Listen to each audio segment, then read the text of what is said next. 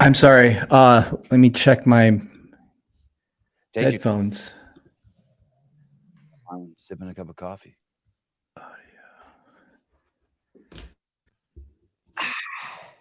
Good morning, everyone. G Hash. Good morning. Good morning, Bailey Walker. Good morning, Matt. Good morning to all you guys. Hey, sir, can you hear me? Perfect, dude. You sound great. Excellent. Oh yeah, Siri's listening nice too. to be Hi, appreciated. hi, Siri. Hi, Siri. What are you wearing, Siri? Hey, am I saying your name right? Trung. Yes. Trung. Is that a common name? Trung is not, but the last name Nguyen is a common last name. And Nguyen, you pronounce it Win, W-I-N. That's correct. Trung Nguyen. Yeah. When I Google your name, I'm sure you know, it's a coffee spot, right? It's a big coffee company. Yeah, absolutely. Are those guys out of Vietnam? That coffee company? They are. And Everyone they're making a killing over there. They've been killing the coffee game over there for a very long time. Everyone drinks coffee. That's all cultures. Everyone's everyone's doing coffee. Yeah, the Vietnamese culture, they're big into drip coffee because the French colonized Vietnam in the 1800s, so they adapted a lot of the culture of the French, which one of them being drip coffee.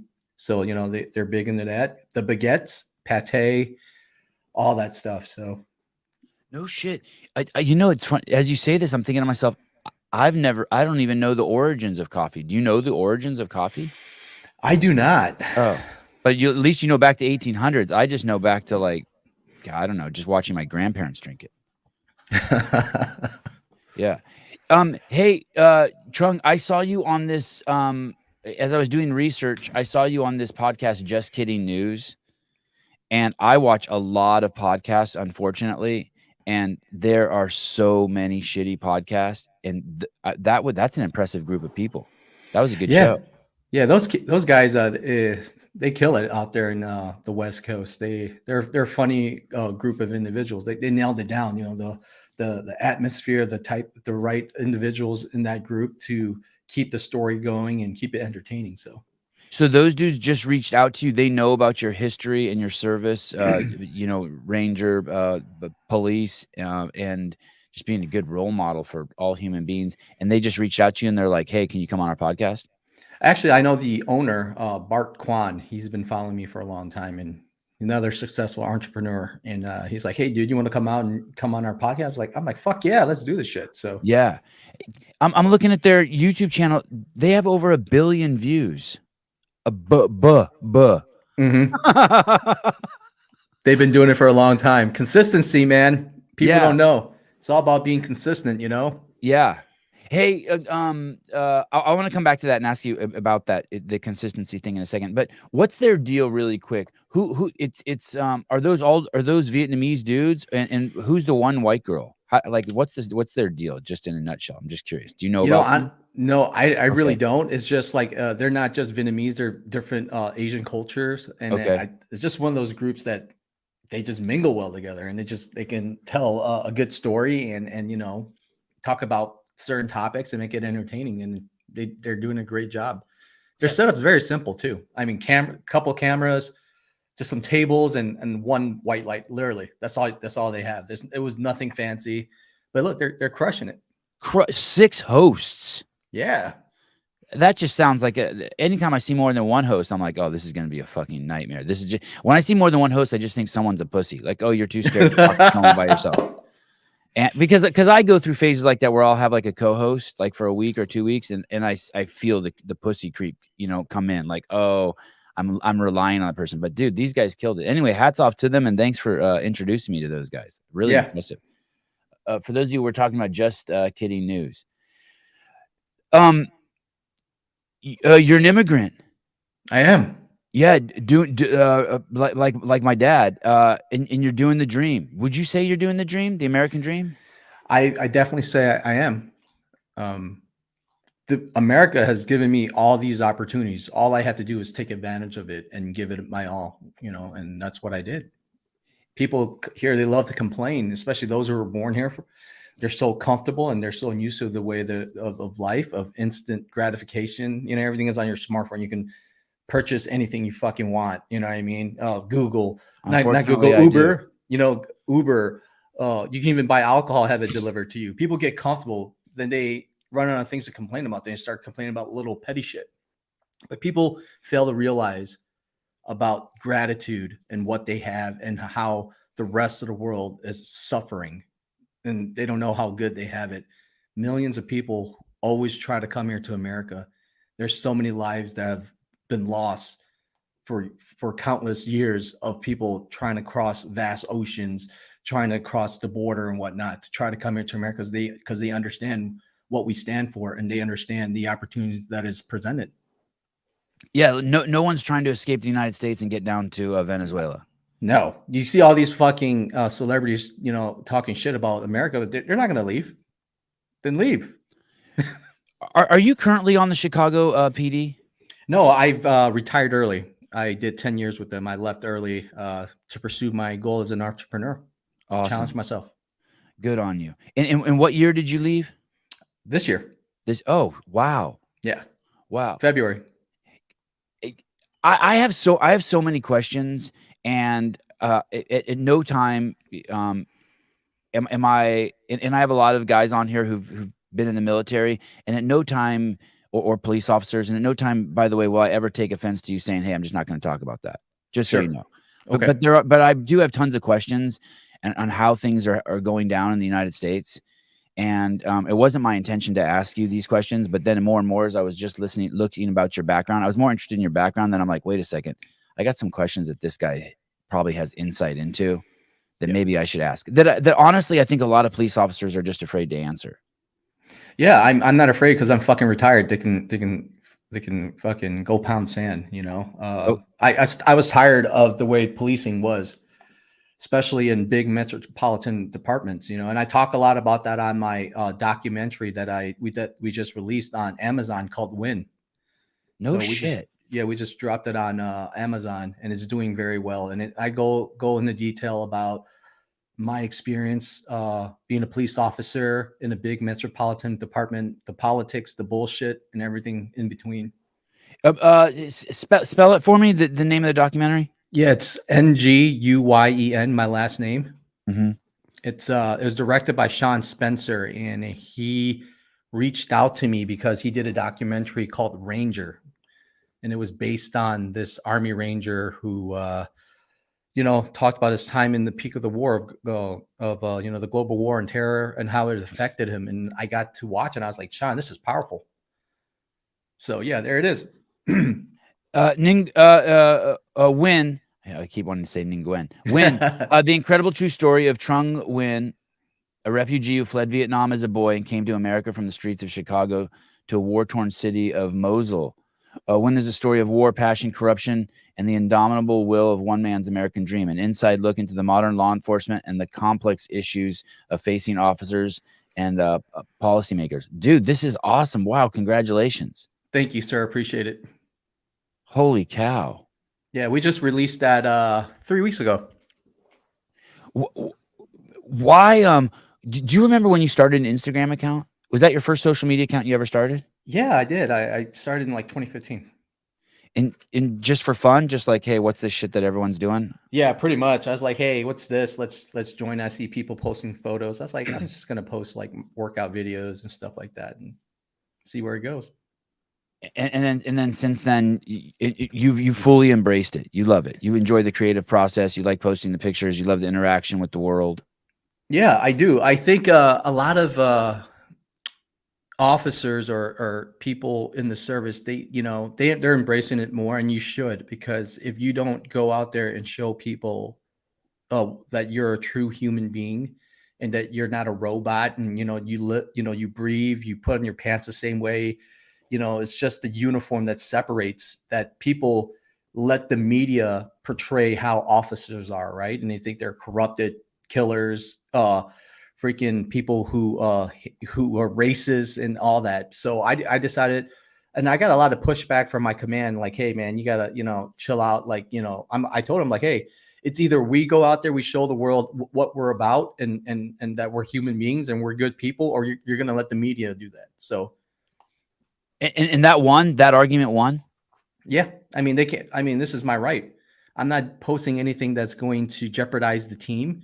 I'm not going to post any kind of like operational security that's going to jeopardize their operational securities, as i.e., warrants. Like, oh yeah, we're going to be serving a warrant today at this time. I'm never going to do any of that. And everything that I post is just my view, my experience, and my own take in life. So, are you married? Yeah.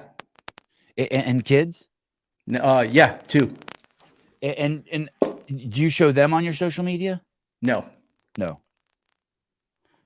Probably smart. Yeah.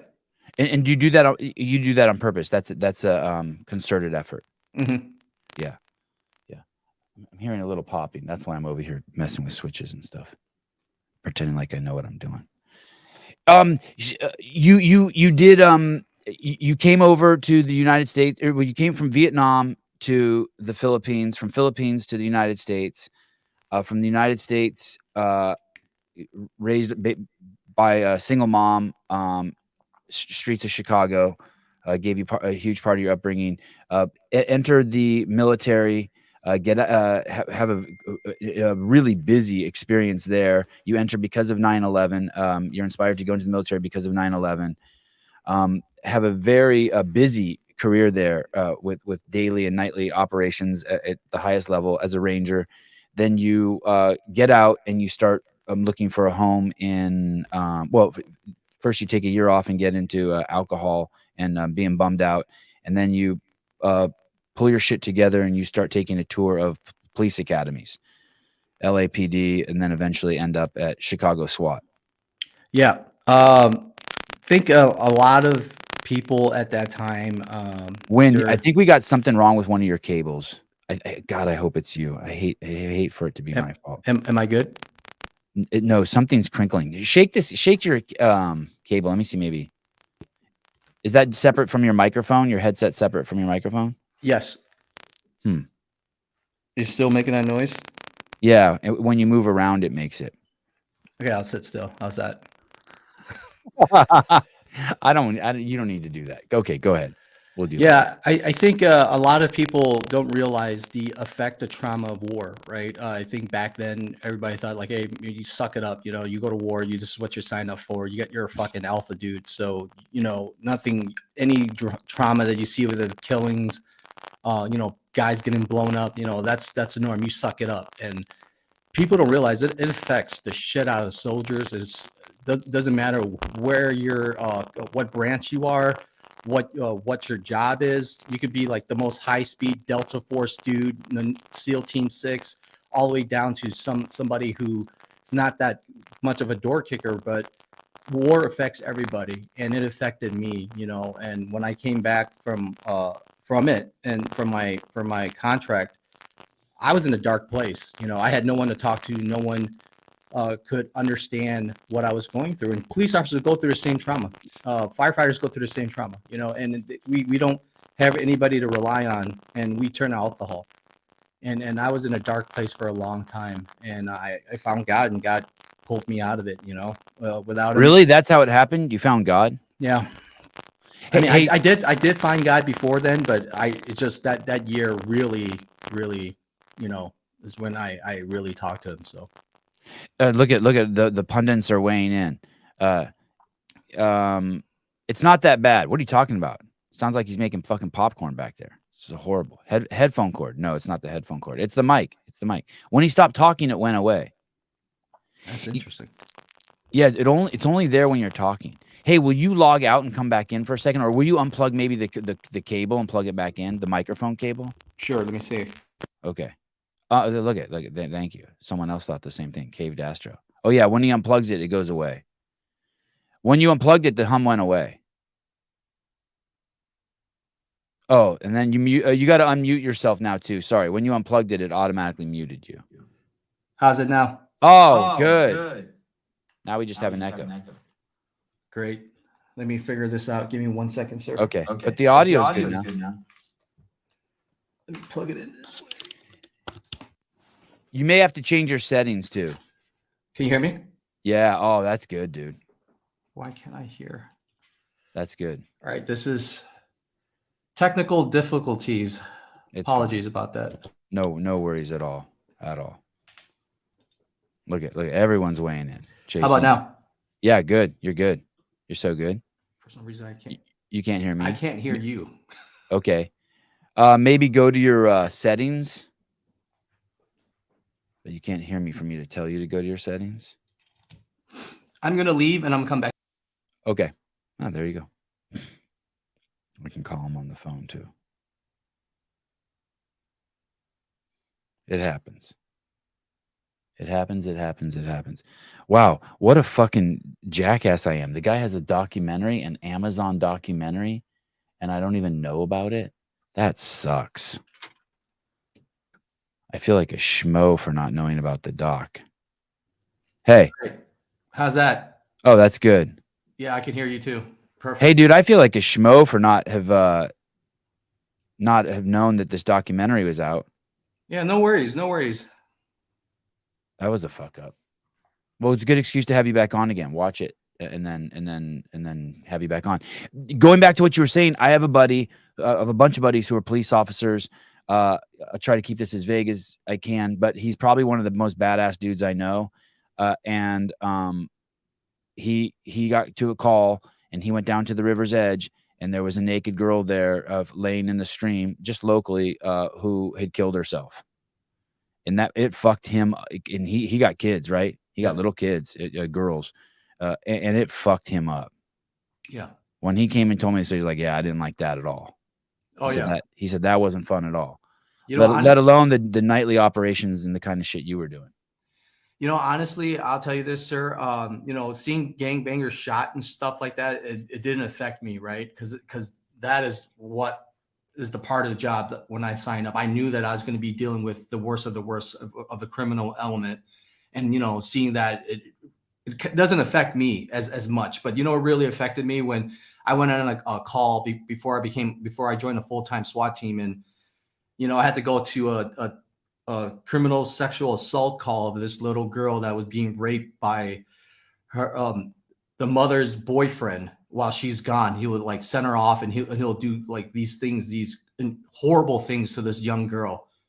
And when I came there and I saw her and I could tell in her eyes, that she's been traumatized and to look at that piece of shit, that affected the shit out of me. It still to this day affects me when I see a helpless little girl like that being put through that trauma time and time again. Because this has happened multiple times after the detectives interview this piece of shit of what he's done to this little young girl. And I'll tell you, seeing shit like that, it doesn't go away. It sticks with you. Yeah. As soon as you said that, I recalled he's told me a couple stories and then he just stopped telling me stories of going to those calls too. Yeah. Of going to the dudes. And what's crazy is, dude, how often is it the mom's boyfriend? Oh, it happens more than you think.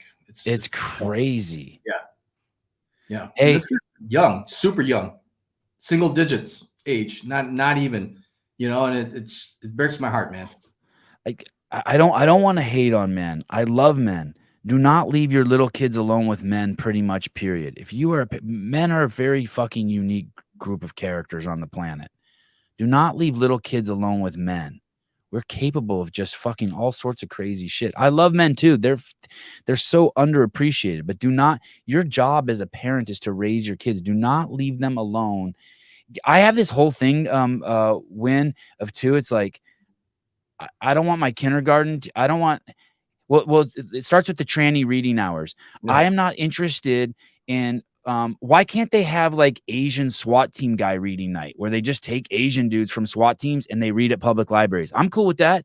Why do you have to choose? I know that guy's got some issues too. He became a cop, but I don't want dudes who have this unquenchable thirst to dress as women and then also spend time with kids being the premier reading hour at my library. How come we don't have Amish lady reading hour? How come we don't have why did Pee Wee Herman have to be such a fucking weirdo?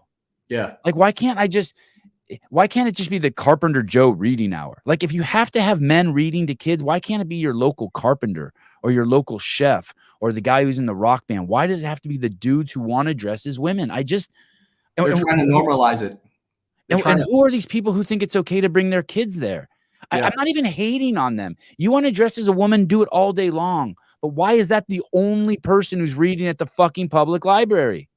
You know, I'll tell you something that a lot of people don't think of, but it's happening. It's been happening for a long time. Is we are at war, but it's not a physical war. It's a psychological war that's been placed in America through our enemies. Because how are they going to affect us? Because, you know, right now we are the superpower, right? We, like, if you try to go to war with America, we'll fuck you up, because we have all the guns, all the airships, everything. So Russia and China knows on a head-on war, you know, it's not going to be good for them. So how are they going to win a war on us? By infiltrating our school systems through college, infiltrating all of our family values, destroying our core from within, having us fight each other from within. And you see it now, liberals versus I'm not a conservative. I'm not a liberal. I'm pro fucking America, right? Anything that is for us to better our country, I'm all for it. And right now we're in this big fight of left versus right. You know, it's okay to have trans be in the schools reading, like you said. It's okay to have children be able to decide their sex, which is fucking crazy. So that's how they're doing it. They're just trying to destroy us from within. And they're succeeding. If you look at TikTok, if you ever look at China's TikTok compared to our TikTok, it's completely different. China's TikTok is family wholesome, talk about education, talk about like the family core values. TikTok here is, let's see who's fucking can twerk the best or do these freaking ridiculous things, you know. Eat Tide Pods. Yeah, they censor their TikToks in China. Just to let you know that. And here it's just and it's all purposely done. When you say you're not right or left, okay, I hear you. And I was raised in the Bay Area. I grew up in Berkeley, California.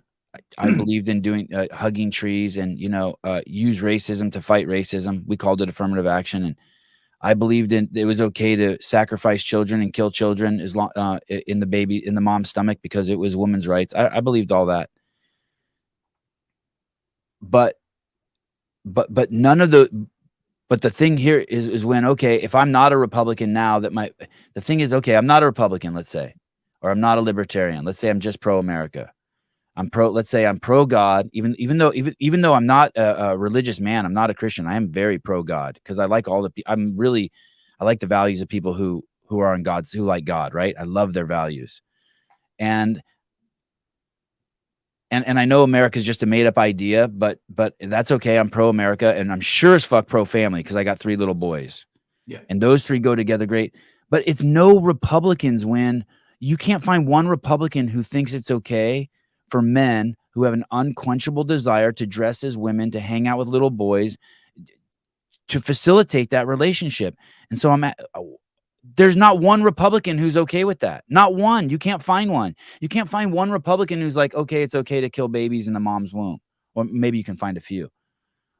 So what are our choices? Like, aren't you going to have to vote Republican? Like, what are our choices? Yeah. You know, honestly, I don't mean to pigeonhole you. I'm asking you sincerely. Like, I don't want to be Republican or Democrat either, but it's like, fuck, the Democrats are fucking, they're defending undefendable fucking crazy shit now. Yeah, absolutely. And if I'm left with that choice, and I would honestly vote Republican, you know, just because of what they stand for compared to what the Democrats are standing for as this moment, which is scary as shit. But in the end, none of that matters to me. You know, to me, we are one. To me, I believe anybody who lives here in the United States, we should come together. We should unify. That's what's going to make us strong, and we stick together as a country, right? Everybody's going to have their opinions, which is fine. You're entitled to your fucking opinions. Yeah. You know, I'm never gonna sit there and talk shit about your opinions or where you come from. No. You know, your way of life is your way of life. But when it comes down to the nitty gritty, we need to stick together as a country. But right now, we're not. We're falling apart. You can see it through your very own eyes. So it's crazy. Speaking of falling apart, Chicago. When I think of one of the epicenters of shit falling apart, I think of Portland, Chicago, San Francisco. How bad did it get in Chicago with Lori Lightfoot? She seemed absolutely off her rocker. It got horrible. It got extremely horrible. It was extremely dangerous for the citizens because of her bullshit. Was or is? Is. It still is. And the new mayor's no different. You know, it's like I posted on my story the other day of why, you know, guys always come to me and ask me, yeah, you know, is being a police dead? Is this job dead? I tell them the job's not dead. Being a police officer is one of the most honorable professions you can do. It's just you got to pick and choose the right department to work for. And working for a big metropolitan department like New York City, Chicago is not it. Because you cannot be the police. You cannot go out there and do your job. And I posted a video that Channel 7 News showed the radio frequency, the radio chatter too, of, you know, there's 4 masked men with long guns robbing people at 2:00 in the morning. And it was observed by a unmarked police car at the moment, like this crime happening. So so they started following this car, and it went over the air like, hey, yeah, we're following this Dodge Durango down Western Avenue, and there's 4 masked men with long guns. And then, you know, then the marked car came and they turned on their lights and sirens, and, you know, that you hear the dispatch saying, you know, 20, I forgot the unit's number, but there's 20 something, like, do you have your lights and sirens on? And you can hear the officer saying 10-4, and you can hear the officer saying again, yeah, there's 4 individuals in the car. They got long guns. And then you hear a supervisor come over the air and say, terminate the chase. So they have to terminate. And policy with the Chicago Police Department is like, when the supervisor calls a termination of the chase, you literally have to turn off your lights, pull to the side of the road, wait for them to come to log you in to make sure that you stop where you said you stopped. So they let go a criminal element who committed a crime that early morning that was observed robbing people. And now the police officers identify them in the car and they're driving away. They got long guns, but they can't stop them. They can't do their jobs. And it's scary. The criminal knows it. So yeah. Knows it. And they're running amok.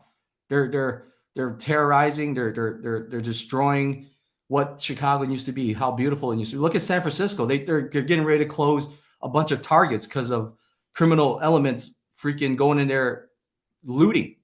Dude, San Francisco, I don't know how familiar you are with the city, but it was my home, the Bay Area, and they closed the Nordstroms there. And the Nordstroms there was the city. It was basically the top like 7 stories of this mall, and the Nordstroms didn't have any doors. It was kind of like the epicenter of like San Francisco shopping area. It's gone. It's closed because of all the crime. Is that what we're seeing? It's like the purge. Like I follow all of these city Instagram accounts, and every day there's 3 or 4 posts of just kids marauding into stores and cleaning out the stores. That's crazy. And you're hearing about Home Depot employees who are being fired or whatnot for trying to stop the criminals. You're not allowed to stop the criminals anymore. Or Lululemon employees who got fired for trying to stop criminals. Guess who's making those laws? The people who are sitting in the office, right? It's not us. It's not the law enforcement. We're here to enforce the law. But how can we enforce the law when the law says anything above if they take anything below $1,000, it's not considered a crime? So what are we going to do? Right. You know, and no small business can handle that. No small business can sustain that. Absolutely not. It's crushing the small business people. You know, targeting them, they can bounce back. They're $1 billion company. They'll take the loss. They'll be okay. You know, it's the small mom and pops are suffering. And, you know, what are you going to do? You're going to continue voting for the people who are making these fucking ridiculous policies? Are you going to be like, hey, enough is enough? Let's put aside left and right. Let's talk about what is right. And this is not fucking right, you know? But it's the world we live in now. Let me paint this picture for you, and then you add in whatever you want. George Floyd happens.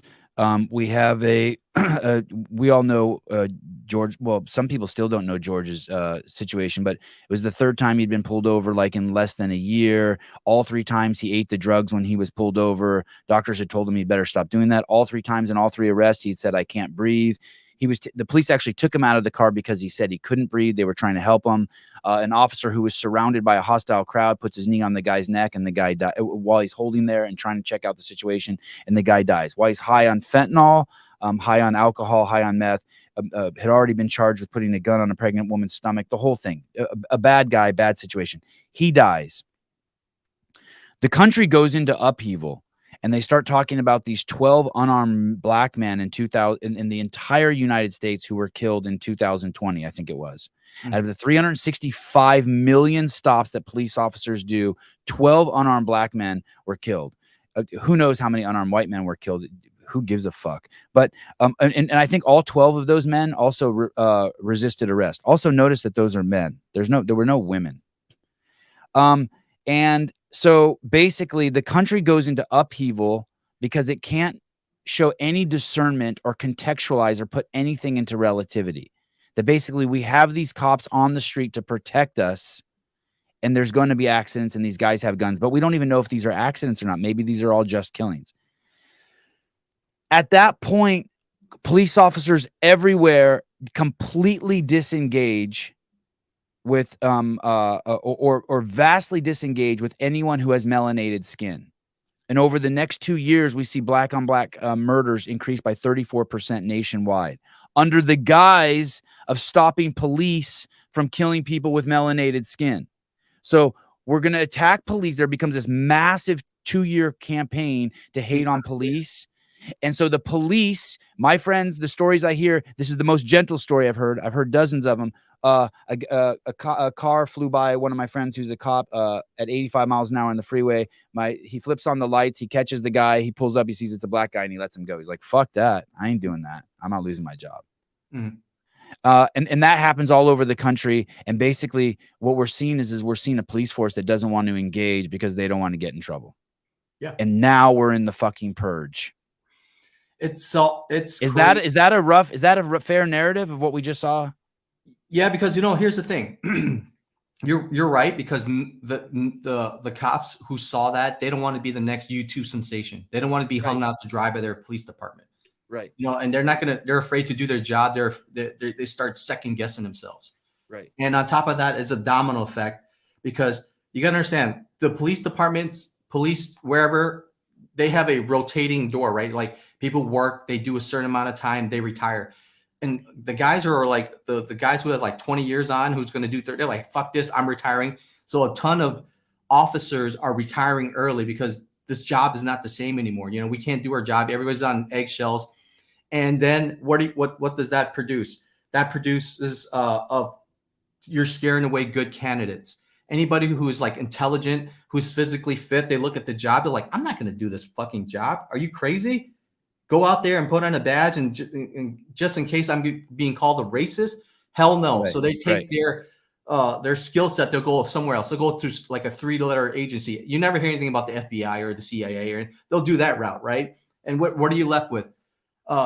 Canada, like police departments right now have a very hard time finding recruits to become police officers. I bet. Now they're lowering their standards. Oh, now if you have such and such on your record, it's okay. You can still be a cop. Oh, you don't need college degree anymore. They start lowering the standards, and we see it. When I was in my last year on the Chicago Police Department, I saw because I would go to the police academy sometimes to use the bathroom or eat, because it was like centralized in Chicago. And I would see these candidates out of shape. I was talking to some of the instructors in the academy. They got to do something called a power test for them to pass, right? That means like a 1.5 mile run, You got to bench press, let's say, I think it's 90% of your body weight, depending on your age group, a set amount of sit-ups.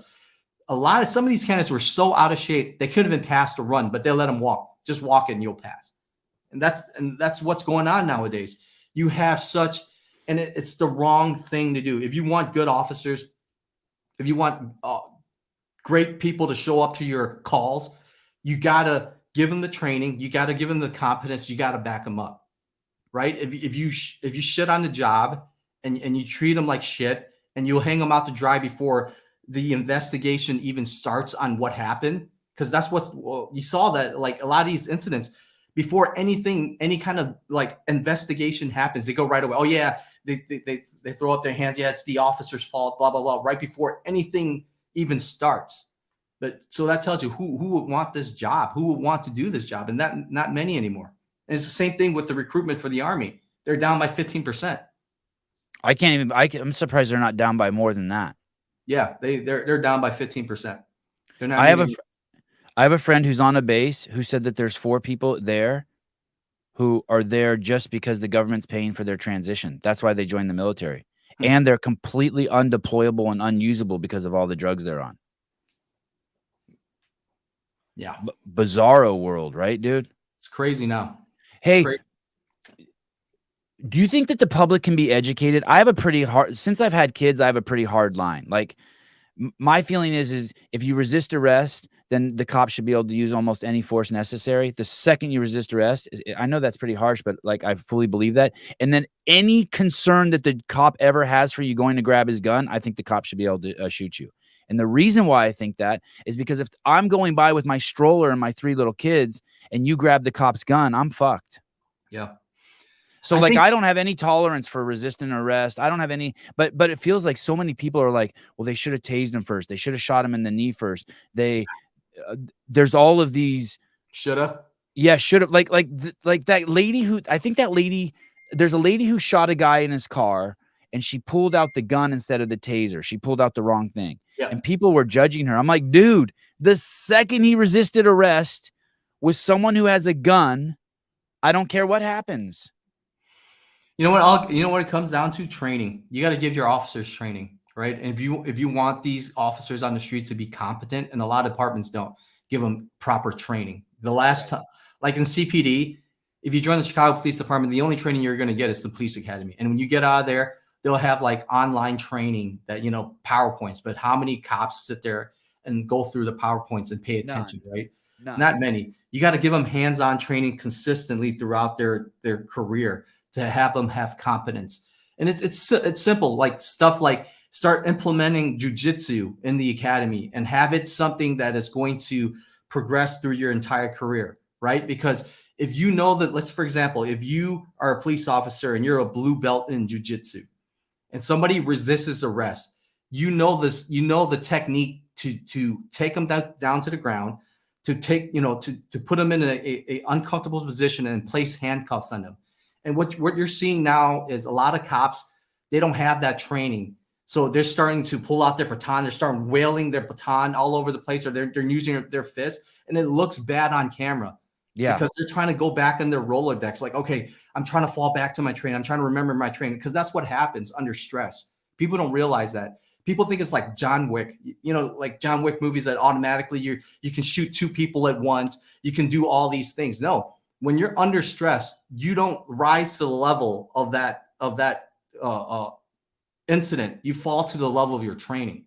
And that's why when I joined the Ranger Regiment, our training was at this fucking level, right? And war was at this level because it had to be that way. We had to train 10 times harder than what we would face in war. Why? Because when we go to war, and if it's like this and we're trained like this, it's easy day. That's why the Ranger Regiment is such a fucking badass lethal unit out there, because their soldiers are trained so high, the standards is so high that no matter what we meet out there in the real battlefield, we're going to crush them. And that's the way that the police department has to see it too. You have to train your officers so high and give them so much fucking training that when they're going out there, they're dealing with these criminals or dealing with people who resist arrest, they can have competence in their training to be able to place those people into custody and end it, right? And not, okay, this is not working. The fist is not working. Let me pull out the taser. And tasers only work half the time. So I've dealt with incidents where I've tased somebody and it didn't do anything to them. They just kept fighting with you. They kept fighting with me. So what are you going to do then? I'm gonna use my mace. Some people are immune to mace. Like half of my academy class, when they got during their training, when they got mace in the eyes, it didn't affect them. Me, it affected the shit out of me. But you know what I mean? Shit sounds horrible. It does, but that tells you something. Like you can't, like, those are tools. Yeah. It's tools. But the most important tool that you have is your mind and your body, right? And if you give that the best type of training possible, then you're going to have a squared away officer. It's going to mitigate lawsuits. It's going to make your police department look good because, hey, look, there's a video of an incident at the White Sox game. There was this patrol guy dealing with this drunk dude. It was right after the game, and he started to resist, and some verbal shit went down, and he pushed the officer. So the officer, now you battered the police officer. Now you're under arrest. Now you see this officer struggling to put this dude in handcuffs, but he has no skills.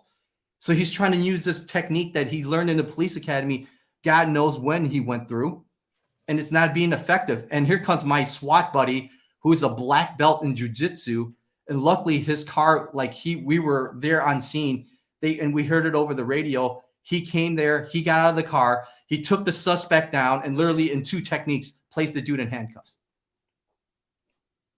And it was done. From jiu-jitsu. Yeah. You know how many cops I've heard say that in order to be a cop, you should be, what's the second belt? Blue belt? You should be a blue belt. You should be a blue belt. Absolutely. Yeah. It should be mandatory for all police departments to implement jiu-jitsu into the training, because it's going to be, one of the most safest way to put somebody in custody, because it's all about technique. It's all about placing them in a position of being uncomfortable and using leverage.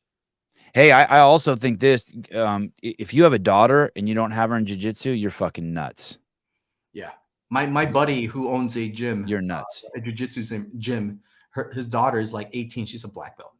She could fucking choke both of us out if she wanted to. It's freaking crazy. Yeah. I was listening to 2 of the guys next to me in the class. My kids go to jiu-jitsu. My kids do martial arts almost 7 days a week. They do it 7 times. Yeah. Maybe not 7 days a week, but 7 times a week for sure. And there was the 2 men next to me are practitioners, and I'm not. I'm just a dad that drives the van around. And they were talking about how if you have someone in guard, they're fucked. Yeah. And I'm thinking to myself, yeah, if you're a fucking girl and you're on your back and you have your legs open, and that's your most powerful position in the martial arts you've been trained in, you're a black belt, dudes are fucked. Yeah. Teaches the kids discipline too. Teaches them hard work. Teaches them to stay consistent, right? That's what it teaches them. And it's gonna help them throughout their life. Do your kids do martial arts? So my daughter, she does. My son, he likes to run, so he's a big runner. And are your kids in the public school system? Yeah, Texas public school system is amazing. It's night and day compared to Chicago. So it is, as I would say, the Texas school system, public school system is on par to the private school systems up in Chicago. I mean, the classes are small. Have you thought about homeschooling them? We talked about it for sure, but we haven't decided yet on it. My wife's busy, so. And and you're still married. Mm-hmm. Yeah, kudos, good on you. That puts you in a rare class. Is it a private school or public school? Where they go to? It's a public school. Public school, yeah. I was thinking about, like I said, I'm not religious, but if I were to send my kids to school, I think I would send them to like some sort of religious school. Yeah. Where they're like on the straight and narrow, and no one's going to say anything fucking crazy like, hey, you can become a girl, or you can change your sex. Yeah, it's fucking crazy. Yeah, absolutely. You can't buy alcohol, but you can decide on your sex change. Yeah, you can't get a tattoo. You can't get a tattoo yet until you're 18. But if you wanna chop off your willy and become a girl, you can. you can start this process. Trung, can you tell me about why you retired, the thought process of retiring after 10 years being a cop? How many years were you a cop? I know you were 10 years in Chicago. How many years were you a 14 cop? years total. 14 years total. Yeah, I did 3 separate departments. But you know, I was at the pinnacle of where I was in terms of like, hey, I was on the full-time SWAT team. I was a point guy on the shield, you know, and I just got it just got comfortable, you know, and I wanted a challenge, and it didn't challenge me anymore. So I was like, and you know, I had my company We Go Home, and I started that in like 2019, and it started to do real well, and I got to a crossroad where I had to decide, hey, either I go all in my company, or I keep doing this route, the police route, and kind of like do a half-ass job with We Go Home. And so I decided, hey, you know, I don't believe in the comfort zone. I don't believe in I never peak. I believe in that. I believe as a human being, you should always challenge yourself. You should always push yourself every single day. Your goal every single day, no matter what it is to be a better version of yourself. So I put my money where my mouth is, and I was like, you know what? I'm going to throw away this cush job of a promise of a pension, 2 paychecks a month, insurance. I left that all behind to pursue my dream. My goal is to be an entrepreneur, to push this message. I believe I could make a greater impact in law enforcement, military, and fire and first responders if I made this jump, and I decided to make this fucking jump. So that's why I'm down here in Texas, to pursue this goal, to chase the unknown. How long have you been running We Go Home while you were with the Chicago PD? Since 2019. So 4 or 5 years. Yeah. Was it hard managing both? It was. It definitely was, because our tempo was very high. We were busy. We were very, very busy. We had a lot of work, but I was passionate about the message, and I wanted to change lives. I wanted to help officers and firefighters and military personnel and first responders. And I was like, you know what? I'm just going to give it my all in this too, because that message needs to be pushed out there. Do you? Would that be something you suggest people, first responders, do, that they have their own business, so that they do have that freedom if they do want to jump to make the transition? If you have a passion about something and you want to turn it to your business, absolutely. I absolutely. I would recommend that. You know, when I was on the police department last year, a lot of guys on my team were bitching and moaning about the supervisors and the way things are, and the policymakers, the mayor, but they're stuck, right? Because that's all they know. Policing is all they know. They're going to do 20 years on it because they don't have any other skill set.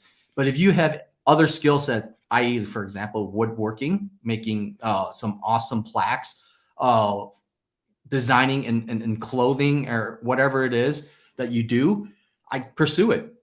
You know, if that's something that you, and I think that's what holds a lot of people back, is you know that saying where the richest place in the world is the cemetery, because that's where a lot of people's ambitions, dreams, and ideas go to die, because they're too afraid to make that jump. And I'll tell you, if you're in that position and you have that one thought and that one idea that you want to turn into life, fucking do it. That's what I did. We Go Home started as a single thought. And it could have stayed that way if I was a scared bitch and didn't want to turn it into reality. But I don't live that way, you know. And I was like, hey, I'm going to turn my idea. I'm going to put my passion out there to the world. So I did. And when you say if you were a scared bitch, but do you have a scared bitch that lives inside of you, but that you have to keep in check? Like if it rears its head, you fucking slap it around, or my inner bitch? Yeah, absolutely. Yeah. I call it my inner bitch. Everybody has an inner bitch, and the inner bitch rears its ugly head here and there, right? And right now, I'll tell you, I've crushed it so much that it rarely comes out anymore, you know. But in the beginning, the most simple thing as, hey, your alarm going off and you're in your fucking comfortable bed, you know, oh, I'm gonna hit the snooze for 10 more minutes. That's your inner bitch winning. And you know what I mean? And when that alarm goes off, I fucking get out of bed immediately, because that's the first W of the day, right? I don't let my comfort overtake me. I fucking go out there, That's the first win. Second win, I make my fucking bed. You know what I mean? I start stacking wins immediately. And it's just one of those things that is a habit, time and time again. And I just is a compounding thing. And people might think that's little petty shit, but no, it's not. Because when you're able to do the little shit like that, when it comes down to the harder things that you have to make the decision on, it's going to be very easy for you to make because you're so used to being on top of your game, not letting your inner bitch or your the comfort zone win over, and you just take over and just get shit done. This is going to sound like I'm making a joke, but I'm not. I wonder if your last name has anything to do with your success. like it's part of, just like you hear it so often, and it's like manifest destiny. It's like a mantra. Nguyen. If I was friends with you, and I saw you every day, I probably wouldn't call you Trung. I would just start calling you Nguyen. I'd call you by your last name. I'm guessing a lot of people call you by your last name. Nguyen. Yeah, in the military, in law enforcement, you get called by your last name a lot. So yeah, like if someoe's working out with you, Nguyen, you want the 45s on, or what do you want to do here? What are you lifting? Like people would just call you Nguyen. And it sticks. So the inner bitch is like, hey, I can stick this out for 10 more years and get a paycheck, and this will still be here. This we go home will still be here. It's not a big deal. Just chill, dude. Don't get crazy. Just do both, and you squash that, right? Yeah, you have to go all in. You got to go all in on your dreams. And I decided, because I've watched lots of successful people. There's a lot of successful entrepreneurs out there who went all in on their shit, and they crushed it. And I always tell people, like, some of my biggest mentors don't even know I exist. Guys like Andy Frisella, guys like Nick Bear, who owns BPN. Those guys, they went all in on their goals. Right? It's not going to be easy. No, because if it was easy, everybody would do it. Everybody would be successful. Everybody would be driving a Lambo. Everybody would be having a nice car. Everybody living their dreams. But not everybody do. Because they are afraid to go out there and live outside that nice paved road. Everybody likes to walk that nice paved road with the fucking lights to show them the way, right? But there's a few individuals, and if that's you, fucking do it. You want to pave your own road. You want to climb that mountain. That's because it's hard. That's why that road is not made for everybody. But if it's something that you want to do and you're so passionate about, and you want to go out there and just crush it, it's there. You just gotta stay the course, not fucking quit. What did your wife say? Was your wife scared? Make the leap.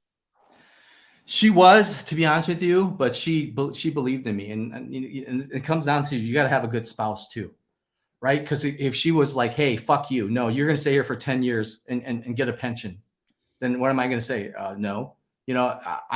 We sacrifice so much to come down here. People don't realize that. Like, I gave up insurance for my children right now. I've given up a steady job so that I can pursue this dream. She's like, go for it. Go after your dreams, and that's what I'm doing. I don't want to die with regrets. I don't want to be that old man that sits on my front porch or lay in my deathbed and think to myself, what if? What if I've done this? What if I've done that? I don't want to live my life what if.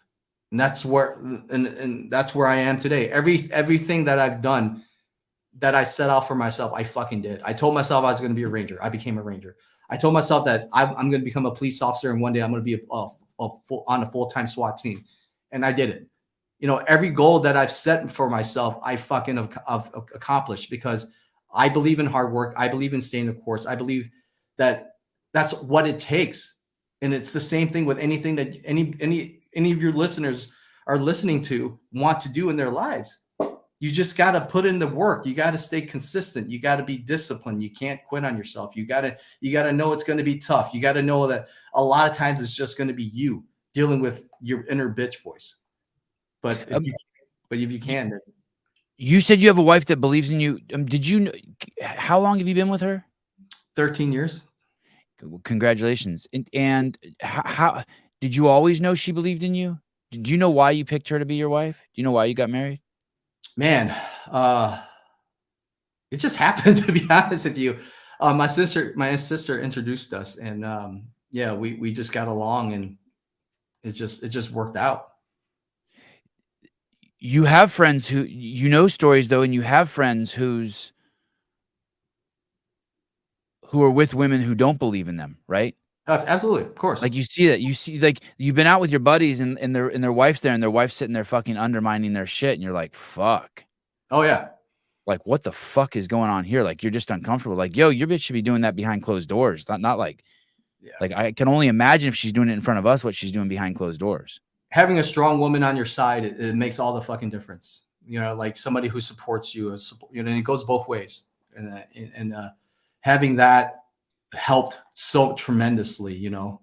So, Trung, I just went through kind of an interesting situation. I don't have a hard life at all. I got my mom and my family near me, and I got a great wife that I've had for, you know, in my life forever. And but a couple of years ago, I got fired from my job, and I started up this podcast, right? And so I don't know, let's say a year ago, I'm just making up the timeline. We were going in the negative. We were going backwards because I had lost my job and I wasn't making what I used to. So my wife was like, hey, my wife does all the adult shit. So she's like, hey, we're dipping into our savings every month now to pay for our mortgage and to pay for our lifestyle, just so you know. And I just got my head down working, doing my podcast every day. Just, you know, like a fucking jackass 51-year-old think he's going to be a YouTuber and shit. Right. Well, lo and behold, 6 months into like her telling me like, hey, we're dipping into our savings. I get this notice from YouTube saying that they've demonetized my account and that I need to like look into it. So I look into it and I see that I haven't sent them my driver's license. So I sent them my driver's license and they're like, okay, we're going to back pay you for the last 11 months that we haven't paid you. And there was fucking almost $100,000 in there. Hell yeah. And my wife never stressed out. And I just told my wife, I'm like, okay, go into my bank account and take that up and put that all back into our savings. But it was like, it's like what you were saying. I had a lady who believed in me. She never was like, hey, what the fuck are you doing? Go get a job at Starbucks. You know what I mean? She just believed in me. She saw me get up every morning. She saw me like working hard on getting people to come on the podcast, the whole fucking thing. But it was just because I had my head down and I wasn't fucking paying attention. But look, just grinding. And there's two things that I got from what you said. First off, it's never too late, guys. Whatever you want to do. I'm fucking years old. How old are you? 40. 40. I switched careers. I'm now chasing becoming an entrepreneur. And look at you. That as a man is a lot of stress on us, right? Yeah, crazy. Hey, I don't tell anyone this, but I was paralyzed. Like my wife would be like, hey, do you want to go out to dinner? And I'd go out to dinner, but I wouldn't order food. Yeah. I was paralyzed, bro. I was paralyzed because I thought the kingdom was going backwards. And so I was paralyzed. I didn't want to put gas in the car. I didn't want to like drive down to the store to get sparkling water. I was like, I'll go without it. Cause I was paralyzed. It was crazy. Yeah. Crazy stress. Yeah. But look, you didn't quit. No. You had a purpose and you stuck to that purpose. You had a vision. You stuck to that vision. So look where you're at now. It pays off, and people got to realize that. Like, if you want something, it's there for you. You know, the school system have us in this mix. Like, oh, you have to get a 9-to-5 job. You got to go to college. You got to get a degree. Go into debt. Work. Pay off your fucking degree. Maybe hate your boss. Maybe hate your job. Why? Who says that you can't go out there, make a fucking podcast? Who says you can't go out there and start a clothing line and do great things? That's something that you're passionate about. You can. It's just, you just got to give everything you got. And this is living proof right there. Look where you're at now. You gave it everything you got. Yeah, it's killer. I'm stoked. Super cool. Yeah. Inspirational. Why did you so tell me about We Go Home. Why'd you start it? What is it? Yeah, We Go Home started a long time ago. I think, you know, it started when I joined the military, all into my law enforcement. We always, like, during briefings before we go out on missions, we always hear, you know, the platoon sergeants or, you know, the supervisors, or during my time on the SWAT team, when we're giving briefings before we do a warrant, a search warrant, they always say, hey, no matter what, you know, we're going to come home. And it stuck with me. And the thing you got to realize is We Go Home, it's a bigger, broader mission. It's not about me. It's about those to my left and right. You know, I train with them.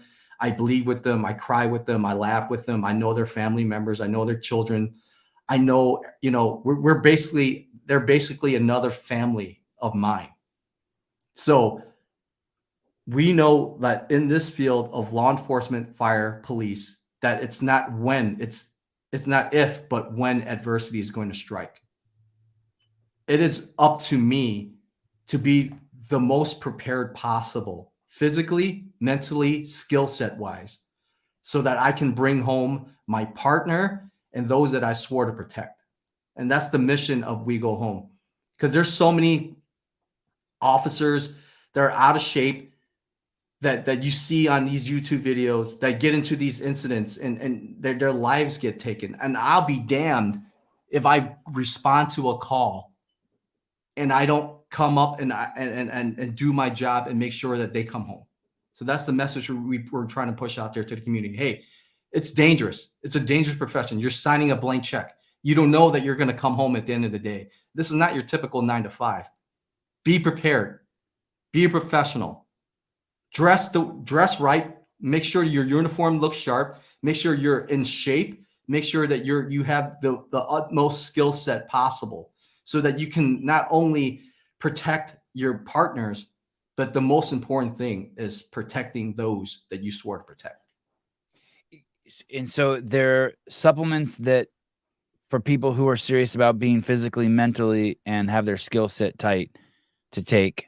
And as part, I mean, there's supplements all over the place, right? I mean, it's and what are the supplements you sell, like protein, creatine? Yeah, I'm a big supplement nerd. I've been taking supplements since when I was 17 years old, right? So supplements has always been a passion of mine. And I saw the shit that was out there that was like proprietary blends and stuff that weren't good, or like dosing that wasn't like at the effective dose. Companies cutting corners to save money for them. So I got tired of that. I got tired of consuming that type of product. So I was like, hey, you know what? I'm going to make my own supplements, and I'm going to make it the best possible, so that people who take these supplements can gain from it. And it's not like, hey, it's going to benefit the company by undercutting it and making it cheap. No, I'm giving it the most effective dosing. It's transparent, and you're going to get what your hard-earned money paid for. So that's what it was. I wanted to make great products. And is that why you moved to Texas? Is it made there? No, it's made in Georgia. I moved to Texas because America. Right. Yeah. Just wanted to change. I didn't want to live in Chicago. I didn't want to, because I saw where Chicago was heading. How about your mom? Did you take your mom with you? She didn't want to go. My sisters are still there in Chicago. Oh. She's like, I'm too old. I don't want to move into a new state. So I'm still continuing trying to talk her into it. So. Yeah, was that hard to leave your mom? I know from your previous interview, it sounds like you have a pretty great relationship with her. Yeah, it's hard to leave my mom. You know, she was. I never had a father. You know, so she was both. She was not only the breadwinner. When we came here to America, we only had $10 to her name.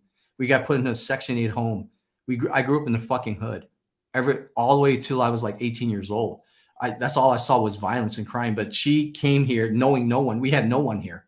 And she literally that week got a job, started working multiple jobs, try to put food on the table for us and her family back home, because she still had brothers and sisters, and her mother was back home. So she was doing so much. And that woman, God bless her, I couldn't imagine what she went through, and she was so strong. And, I loved her for it. It's crazy to hear that story, because all those stories, my dad was an immigrant, my mom was second generation, but those are all their stories too. 2 jobs, going to law school, cleaning houses, driving forklifts, being private security, like guards, like watching an ATM by private security. I don't mean fancy shit. I mean like watching an ATM machine at 2 a.m. Yeah. Like my family did all that, opened up a liquor store, the typical Middle Eastern path. Anyone in your family own a dry cleaning service? No, but they own nail shops. Oh, well, there you go. Good, yeah. I mean, there's stereotypes for a reason. Yeah. Like, yeah, you know what I mean? My dad's Armenian. He opened a fucking a liquor store. It's like, yeah. But look at the sacrifice they had to endure for you, because they 365 days a year, 18-hour days. My dad worked his ass off. Nice to every fucking customer. Carried their shit out to the cars. Taught me how to fucking be a responsible gentleman. How to be a good dude. Amazing. Yeah, you don't take Christmas off, holidays, all that compartmentalizing your life, fucking crazy.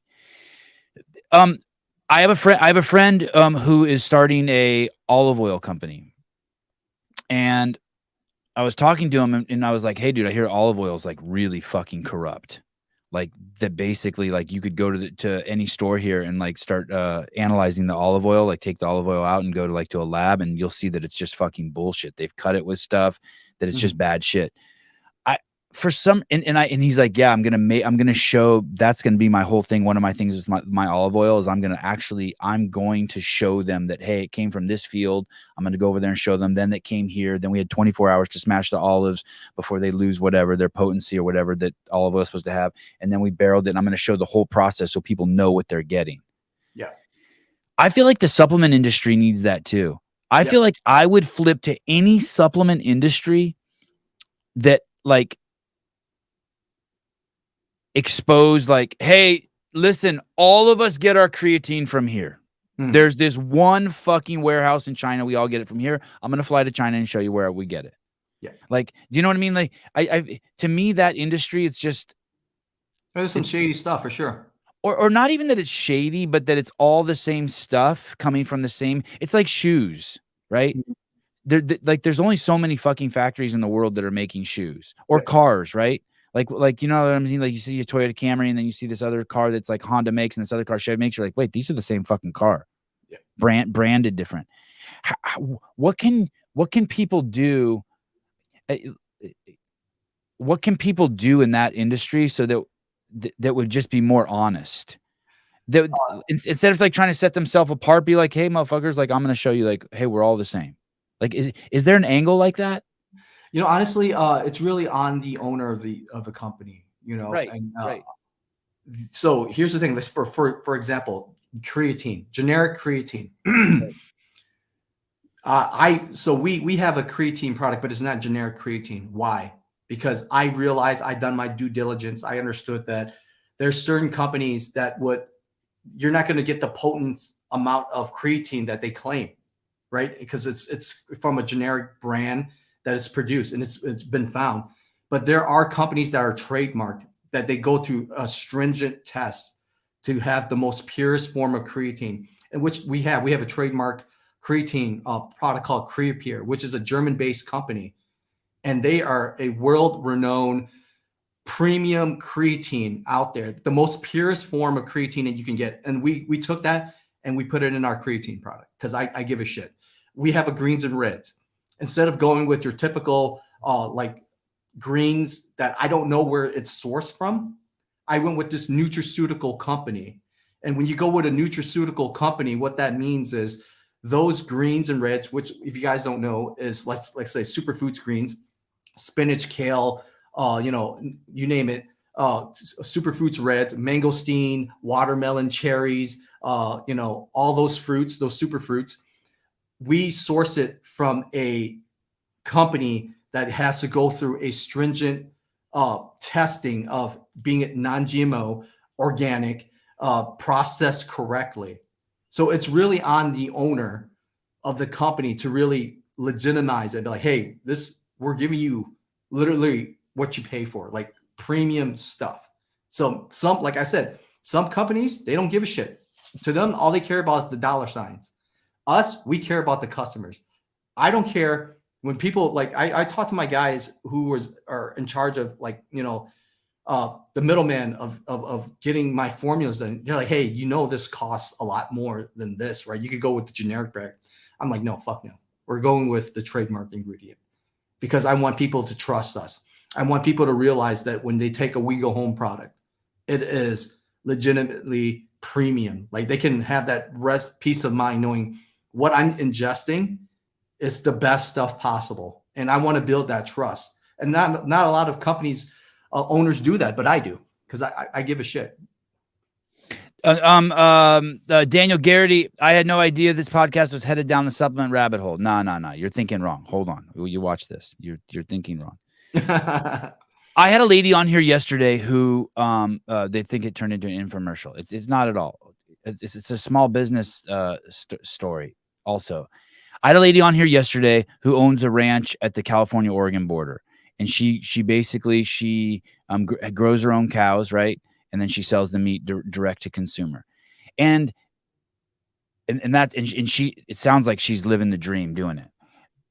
We've all known athletes who their goal, I had an athlete on here the other day, and his sole goal as an athlete was to be a Nike athlete, which to me just sounds fucking ludicrous. But who am I? Like, okay, so you want to be sponsored by Nike? Like, he didn't care how big or how small the contract. He wanted to say he wanted to be sponsored by Nike. And unfortunately, I think there's a shitload of athletes like that. Like, that's their goal. I feel like that's the way about the supplement industry too, maybe also, or just the small business industry. Like, instead of like the goal being like, hey, I just want to make the best shit out there. My goal is to get into Costco. My goal is to get into Walmart. My goal is to be on the shelf at Whole Foods. Mm-hmm. Do you have any thoughts about that or insights into that? Like losing your way of what your goal is. Yeah. Like, I just like this lady just wants to grow good meat. She's not interested in getting Costco, and she just wants to get it onto people's dinner tables. Yeah, people, it comes down to dollar signs for certain individuals. Right. They'll because money's fun. Money's cool. Having money. Well, money is cool, but there's a certain limit, right? I believe in the consumer because I am a consumer. I know how it feels to be fucked, right? I don't want to fuck other people. I want to be like, hey, when you take our products, it's from like that lady. It's my pride and joy. I'm putting the best stuff out there possible for you to consume because I give a shit. I don't care about being in Costco. I don't care about being in Walmart. I don't care about being in Target because I know for me to get to that level, there's going to be some kind of undercutting in terms of quality. And I refuse to undercut my products because I stand behind it. I stand behind my products. And for me as a tactical athlete, I want to perform at my best. So how am I going to perform my best? I got to take, obviously supplements is that. It's just supplementation, right? It's not the end all be all. It's not fucking trend. It's not performance enhancement drugs that you're going to instantaneously gain 20 pounds of muscle after 2 weeks of taking it. If your diet's on point, you train often, then with the right supplements is only going to help you. I always give the analogy, and that's like, hey, there's certain things you shouldn't penny pinch on. One is food. 2 is a good human performance program, and 3 is supplementation, right? Because think about you as a Ferrari. When I pull up to the gas station, am I going to put 89 fuel or am I going to put 93? Obviously, I'm going to put 93 because it goddamn matters. So it's the same thing in the supplement realm. I wanted to put the best stuff out there so that athlete can do that one extra set, go do the one extra rep, and just go a little bit more. And that's our foundation: is be transparent, deliver the best thing possible, no matter how much it's going to cost us on our end. But as long as the consumer gets it and they take it and they're like, dude, this stuff is freaking awesome. I trust We Go Home. I trust what they're doing. And then it's all worth it to me. I switched from when my wife started taking our mortgage money out of the savings account. I switched to 89. Guilty. Listen, you fucking assholes. Clock, I'm about to fuck you up. Where's your comment? I am gonna fuck you up in here. Let me find your shit. Listen, you're saying this turned into a supplement commercial. You're a fucking jackass. You're saying that just because it's supplements. Listen, it's the guy's fucking story. You weren't like, oh my God, this has turned into a SWAT team infomercial when he was talking about the importance of being on the SWAT team. You weren't like saying, oh, this has turned into an immigrant commercial when he talked about being an immigrant. It's just another facet of the story. You don't like this part of the story? You fucking go take a shit right now real quick. The fuck you talking about? I'm just passionate about it, Yeah, I know. And these guys, I'm just busting. These are all my friends from the show. They're like, I see these guys every morning. I'm just busting on them too because they think they're smarter than everyone else. Who doesn't? Eaton Beaver, money, money, money. I'm not a rich man, but I love to support pace setters. Yeah, thank you. Sevan versus Clock, Fit Wars. I will fuck you up, Clock. Hey, what do you think? This is I used to do this workout 2 days a week. What do you think about this one, Trung? Probably too easy for you, but I used to do in my 40. Actually, I'm 51 now. In my 40s, this was my go-to 2 days a week. Okay, 10 burpees on the minute for 10 minutes. Then on the 11th minute, I would do a bear complex with the 135-pound bar. So deadlift power clean, hang clean, front squat, thruster, back squat, thruster. And I would do that on the minute for 10 minutes. Then on the 21st minute, I would do 3 strict muscle ups from the seated position because I would be in one of those fucking meathead racks at the meathead gym. Yeah. And I would do 3 strict muscle ups on the minute for 10 minutes.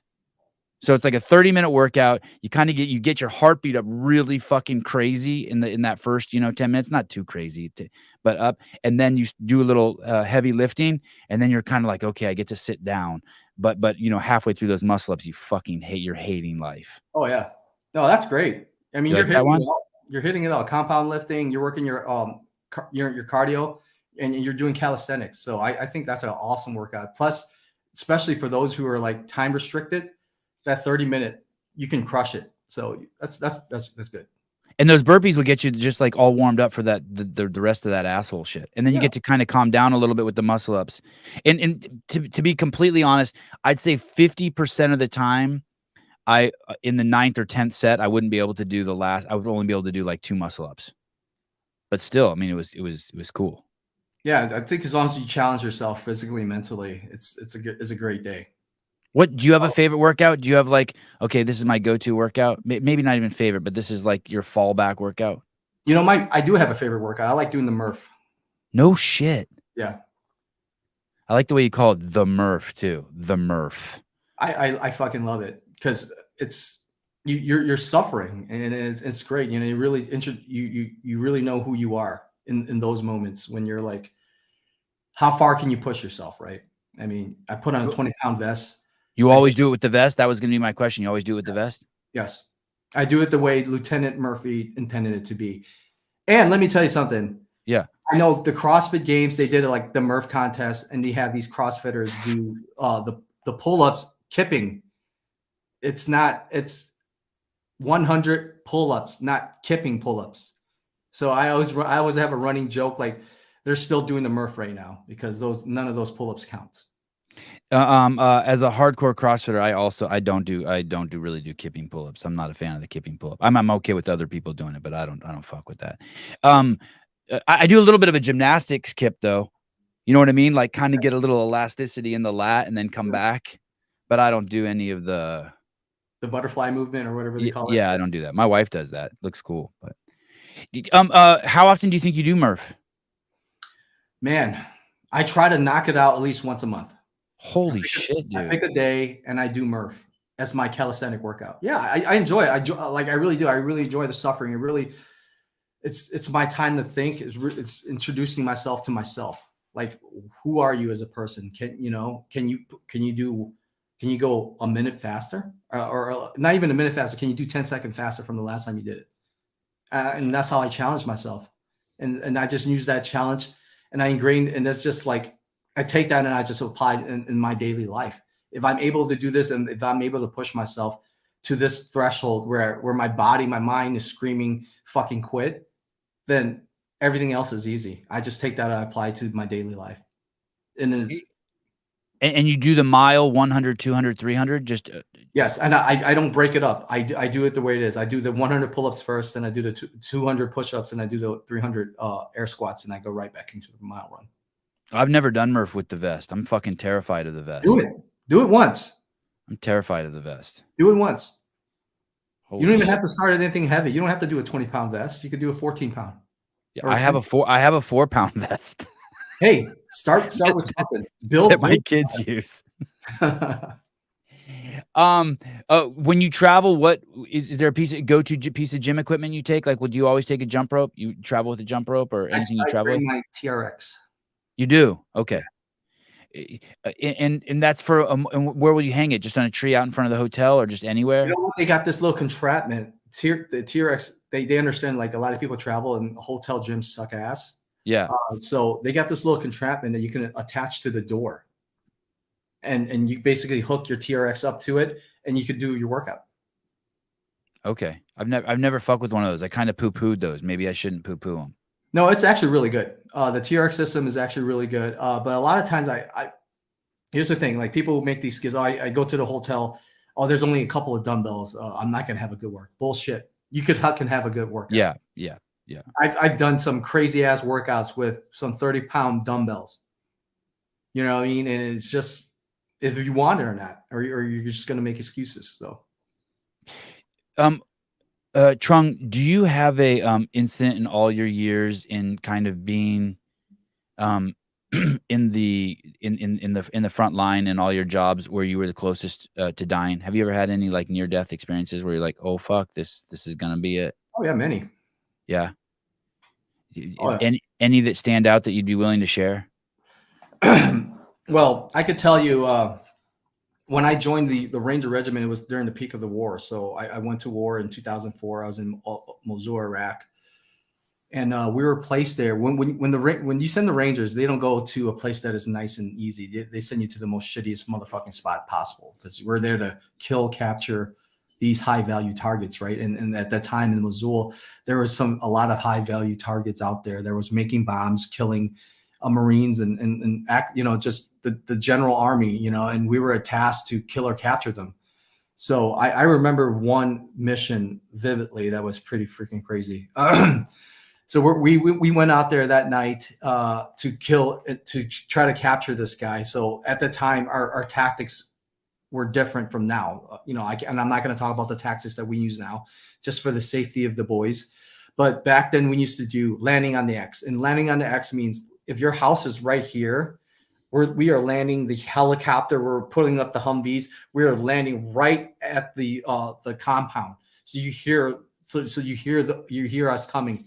We will plant the charge, our explosive breaching charge. We'll blow the door. We'll throw flashbangs, and we'll come in there, speed, surprise, violence of action, and then go there and kill or capture those guys that were tasked to kill or capture.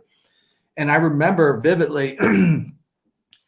We hit this house. We landed on the X. We blew the door. We cleared the first level. As we were approaching the second level, it was a spiraling staircase going up there, and we're clearing. We're going up the stairwell, and I could see a hand reach from the stairwell, and he dropped a grenade.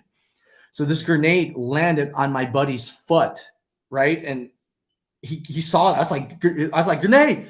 So he freaking kicked the grenade away. But it was a dud from the time. Oh my God. Because I counted, because usually the fuse is about 3 seconds. Is that part of your training to count? Is that your training kicking in? Count? Oh, I knew. It's just over time, because you gotta, as a professional, you gotta know your tools, right? We we know we can cook the grenade, and cooking the grenade means if I'm pulling the pin, I let it go. I know like 1,000, 2,000. So why do we do that? Just in case when we throw it and the enemy sees the grenade, by the time they try to pick it up and throw it back at it, it already exploded on them. So you'll take some off the timer and squeeze it back down? No, we'll just take it off. Grenade? I'll take it off 1,000 and I'll just toss it. Shit. Wow. So from that level where he threw that grenade, I know by the time that it landed on the guy's foot, it was at pretty much close to 3,000. But it didn't go off. Thank God it didn't fucking go off. Anyways, how close were you to the dude? I was, so he kicked. I was the third man behind. So you'd be dead. So you'd be dead. You got blown down the stairs. Yeah, I was in the 5-meter kill zone of the grenade. So I would have been fucked. So we kicked that grenade. We went upstairs, and there was this giant. This is the most biggest Iraqi motherfucker I've ever seen in my life. This dude must have been 6'3". But then he was next with another guy that was probably like 5'2", which was the weirdest thing to see. And he had a fucking AK, and we gave him the fucking, like, we literally came up the stairs. We saw him. He raised his AK. We had to fucking kill him, obviously, because our lives were in danger.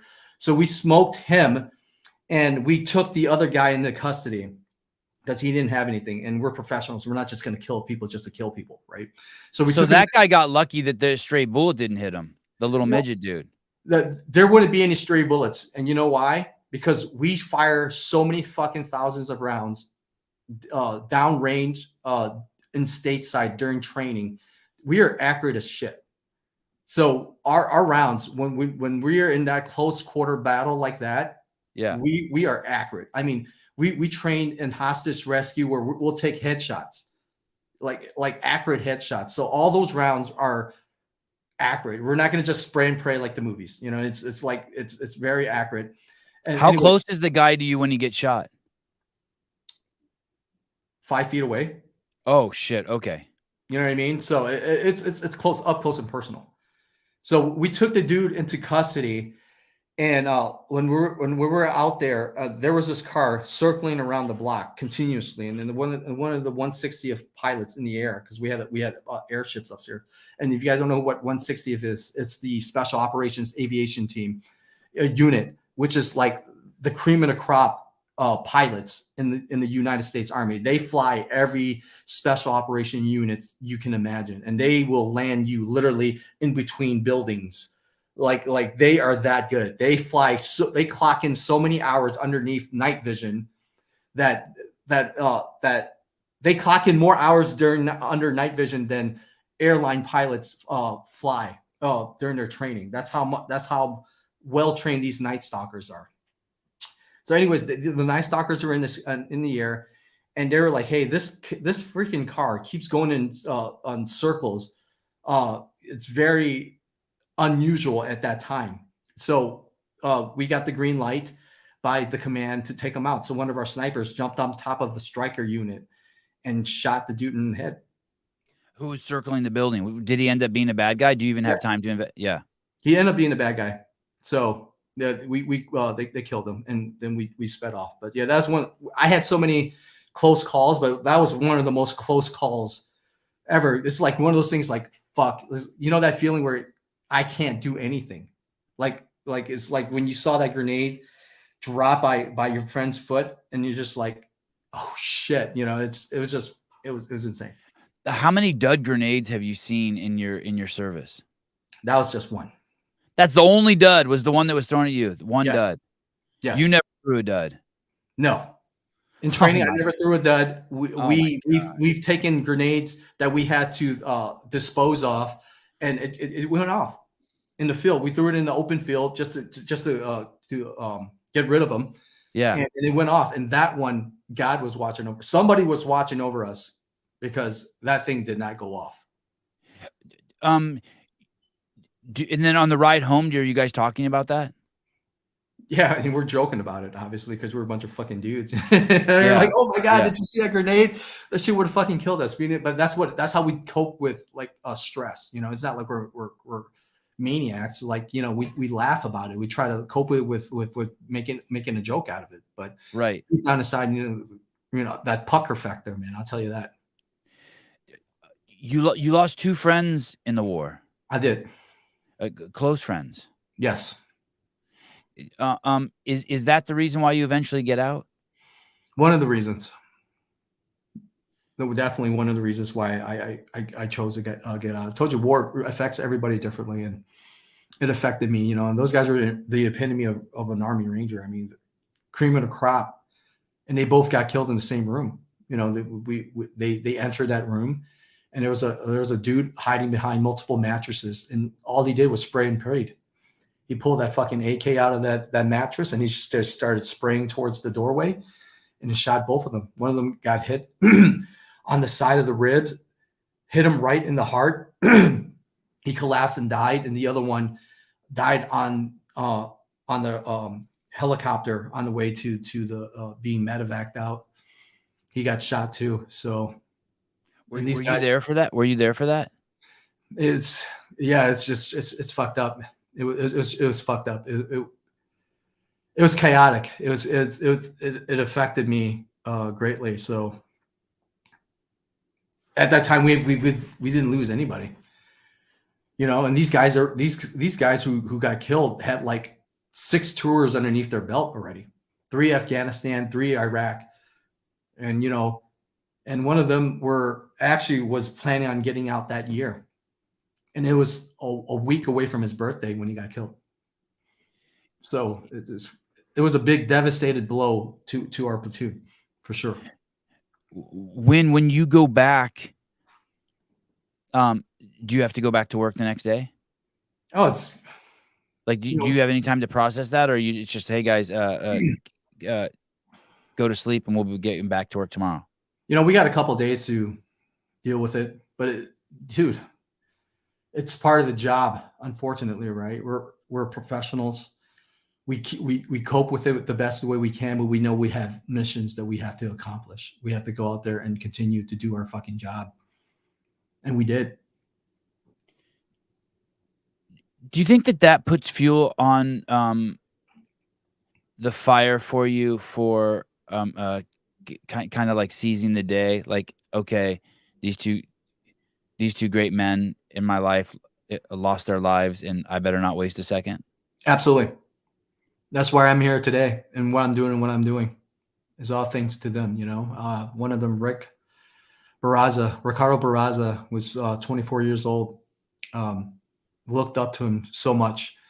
He was a stud. He was well respected in the Ranger Regiment, and I tell myself every day, I wear this bracelet in honor of them. You know, and I never take this off. So I look at, and when things get hard for me, and I do, and that little inner bitch voice comes out, I think about them. I think about like, hey man, you know, Rick would want me to continue moving forward, to keep going. You know, I can't let them down. I can't let their sacrifice go for nothing. I do this in their honor. Yeah, they even got a there's this page here. I'm sure you've seen it. Rangers Remembered. Yeah. Yep. There's Rick. Dave Castro, I don't know if you know who that is. He's the director of the CrossFit Games. He was a former SEAL Team 6 guy. He was on the SEAL. He was a SEAL for 12 years.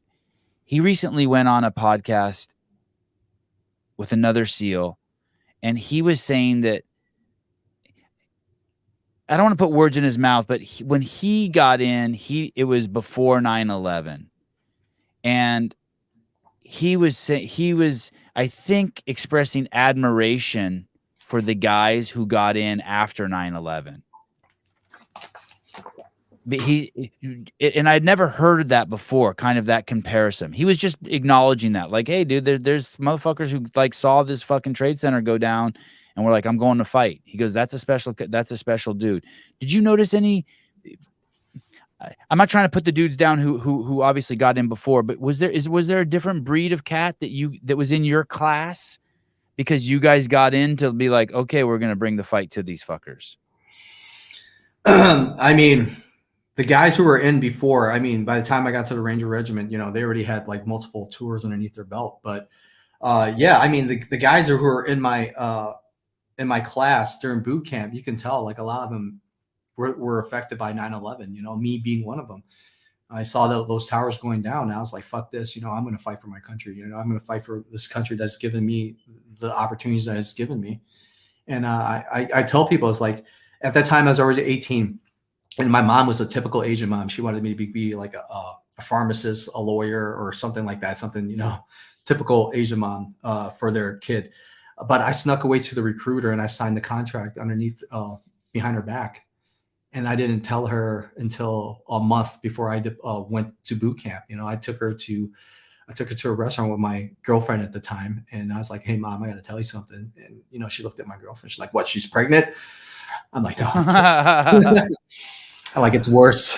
I signed up to join the army to go fight," and she fucking flipped. She was like, she cried. She's like, "I can't believe it." It's like, "Don't you know there's a war going on? You're gonna fucking die," and all that. And I'm like, yeah. I was like, but I was like, I told her this is the right thing. I want. This is something I want to do. So now she's proud of it. But yeah. Hey, Barraza was a CrossFitter? Barraza. So at the time, CrossFit haven't existed yet. He was just a PT stud. The dude was an animal. I mean, genetically gifted dude. He was just a guy that just ran through physical training like it wasn't nothing. So it's interesting because they have a hero wad for him, and you're not supposed to have a hero wad in CrossFit unless you're a CrossFitter and the family okays it. You know what I mean? So like someone at HQ is supposed to reach out and be like, hey, usually what happens is I used to work at CrossFit, and basically what happened would be a family member would reach out and be like, hey, can we have a hero wad? And then they'd be like, hey, can you prove he did CrossFit? And they send you a picture of him like working out in some shithole gym, you know, on deployment. And so it's interesting that I don't know, when did CrossFit start? I think the website launched in maybe 2001, maybe February of 2001. Yeah, but Rick never, when I served with Rick, he was never like, hey, let's do a CrossFit workout, you know? Yeah, that's interesting. So, it was so, yeah. And by 2006, it had that's when it had really like infiltrated kind of the SEAL community. And obviously a bunch of Rangers too. But interesting. I'll ask around. Interesting. His workout, it says complete as many rounds as possible in 18 minutes. Run 200 meters, 275-pound deadlift, 9 reps, 6 burpee bar muscle ups, and it's supposed to be movements that the family said were like his favorite movements. That's interesting. Did you come across CrossFit when you were deployed? No, not till after. No, not till after. You drop into CrossFit gyms at all? Is that something you do? So I consider myself like a hybrid athlete. Mm-hmm. I do a little bit of CrossFitting and I do a little bit of conventional lifting combined. So yeah, me too. I'm not a hardcore CrossFitter. Yeah, I want to be a hardcore CrossFitter, but I more and more like I'm actually thinking about like getting a lat pull down machine for my garage. I miss those days. Yeah, I miss those days. Nguyen, thanks for coming on, dude. Great meeting you. Thank you, sir, for having me. I appreciate you. Yeah, you're cool. Thanks for sharing your stories. And thank you for everything you've done. And thank you for being a good role model to all the other boys and girls on planet Earth. You're a good dude, man. I appreciate that, sir. It means a lot. Thank you for taking the time having me on. Yep. And you have my phone number. Text me anytime. You ever in California? Hit me up. Yeah, just great knowing you, dude. Thank you, sir. All right. Have a good day. You too. Trung Nguyen. God, you guys are a tough crowd. He can't even talk about his business. You son of a... Sevan is a hybrid athlete. Thank you. Yes. Shit, did we find is Barraza not a I wonder what year this is from. It's from it says right here. What how does this work? 2017, March of 2017. What's the date on this? Who knows how to read this kind of shit?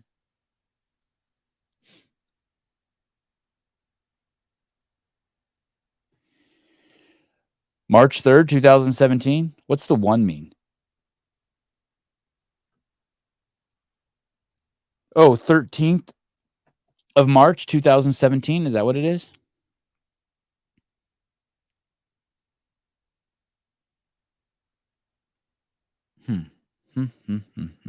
That's a long time after his death that his hero wad went up.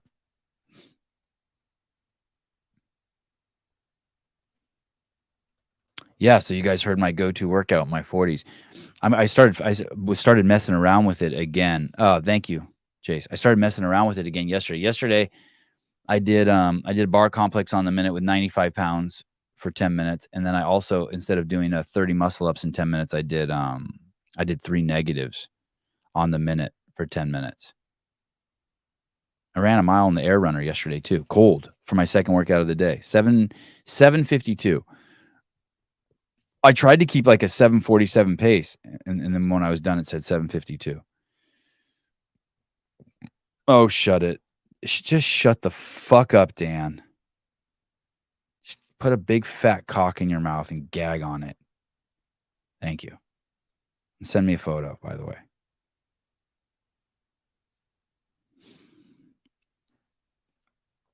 Zach, love every minute on the minute workouts, lifting, conditioning, time crunch. I just like oh, shut it, David. You too. You guys should fucking 69 each other. Sons of bitches. Oh, good. And you know what, Jake? Jake, you could fucking 69 with them too.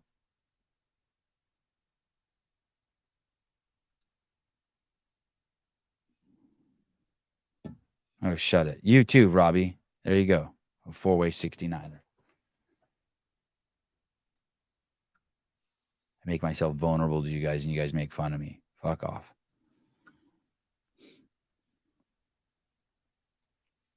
God, the show's killing it. Oh, I cannot fucking believe how fucking all these great guests.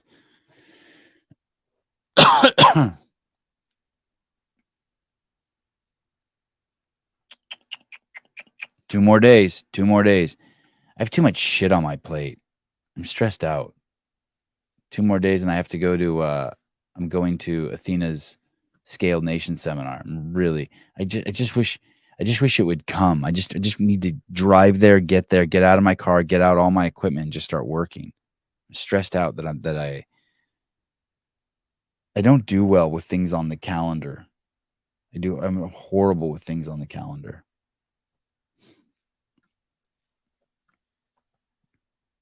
Horrible. No, I don't need. Do you need a personal assistant? No. Personal assistant. Yeah, this anticipation's a killer. Yeah, Heidi, I wish it would come. I just wish it would come. Yeah, just like fuck.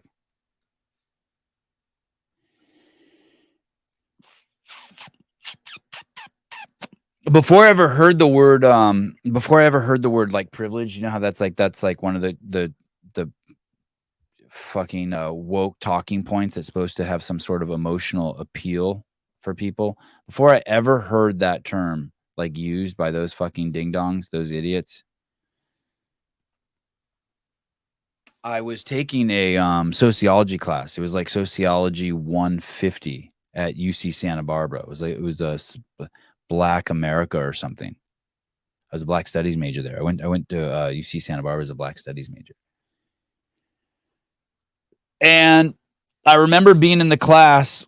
It was a class that only met 1 day a week, and it was 3 hours long. The teacher was Black. The vast majority of the students were Black. To be honest, I think it was like every Black kid in the school, everyone with melanated skin in the school was in the class. So it was like, fuck. It was like, I never saw anyone Black there. And there was like 350 people in the class, and like 10 of us were white. And at the time I had this, I had this house where my mom paid the rent, of course. And it was a long driveway with 3 apartments along the driveway. And I was in the apartment way in the back, right? It was all ground level apartments, a really long driveway that we all shared. And I was in the apartment in the back. It was a 3-bedroom apartment in the back. Actually, it was 4.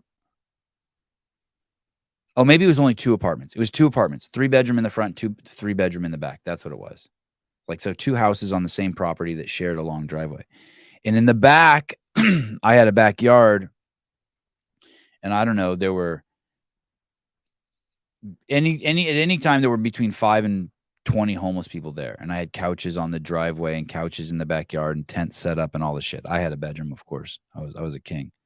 I had my own bedroom. I was the only person in the house with my own bedroom. The other 2 bedrooms, the guys shared bedrooms. And there were these 2 guys, this Black guy and this white guy. They were kind of like they were like house homeless people, right? Like they got to come in the house. And the white guy's name was Skinhead Dave. And he was covered in tattoos, but his most famous tattoo was he had hate tattooed on his knuckle. Hate and like kill or something. I don't know what you're talking about towels. There were no towels in the house. That was one of the interesting phenomenon. If you had a towel, you kept it close to your shit. Like there were no towels in the bathrooms at that place. If you left if you left the towel out, someone was going to wipe their ass with it. I did not give everyone crabs in that house, but that is the house. That's where the crabs that I had crabs when I lived there. Okay, back to the story. Don't interrupt me. So Dave Carms was Black and Dave was white, and Dave was Skinhead Dave, and Carms was like just like a full-blown Rastafarian, like fucking the dreads and talked all crazy and shit. And those fucking guys slept on the fucking, and Dave hated fucking Black people, like supposedly hated them. Those guys slept on the fucking couch. We had a couch in the kitchen, with their heads on opposite sides at night. That they slept there. This big ass couch. Sometimes I had a Great Dane, it would pile on the couch too. It was crazy. Caesar. Maybe I have a picture of Caesar somewhere.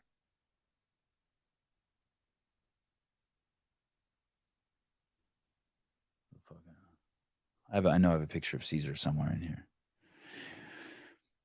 So then I'm in the sociology class, and they're talking about racism, and I raise my hand and I go, well, really, racism is just a privilege.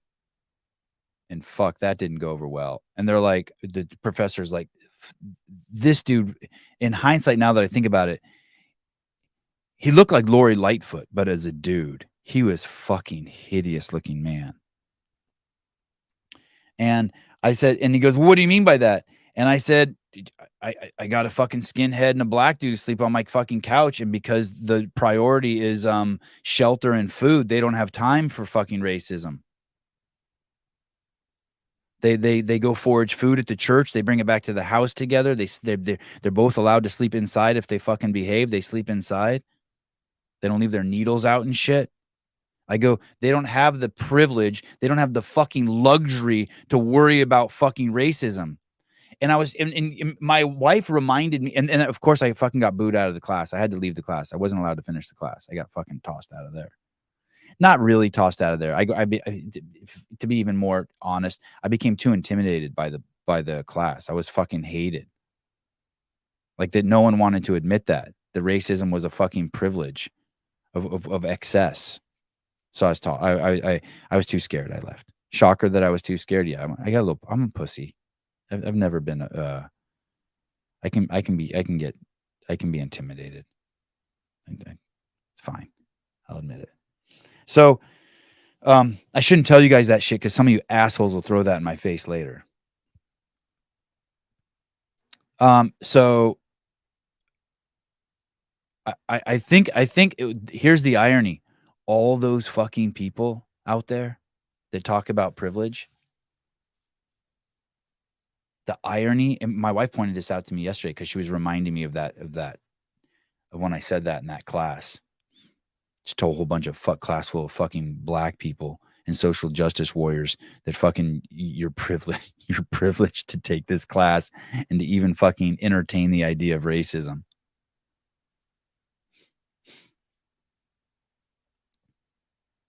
And all those blue hairs out there, all those fucking people, all those fucking liberals, they're all privileged to be sitting around and doing that.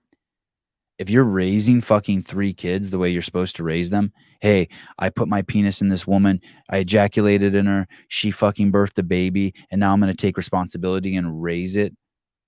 Like if you're doing that, if you're like living your life to like with complete accountability, responsibility, like being a fucking a legit human fucking being, you're not you don't have the. You're not messing around with taking your kid to fucking CVS to dye their hair blue and make up stories about racism to them and identity. And you're not playing that game. That's all privilege. That's all fucking privilege. That's all just excess. Like what I want to do is I want to turn those people's electricity off for just 24 hours, not 48 hours. And I want to tell them that they have to go out and find their own food in the neighborhood, find a fruit tree, find a cat to catch and eat, and some fruit to pick off the trees. Make them like forage on their own for a week. See if they where all of a sudden they have time to push their fucking dumbass narratives.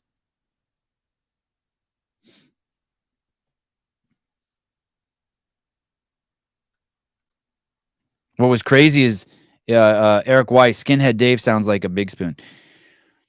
Skinhead Dave was a heroin addict and a meth addict. He would shoot meth and heroin. He eventually died, believe it or not. There are tons of avocado trees in Santa Barbara, and he'd shot himself up with heroin, and he climbed up into an avocado tree. And the story that I heard is that he nodded off, and he asphyxiated himself. A branch, his neck was resting on a branch, and he died like that. Believe it or not, like a fucking 1 in a million.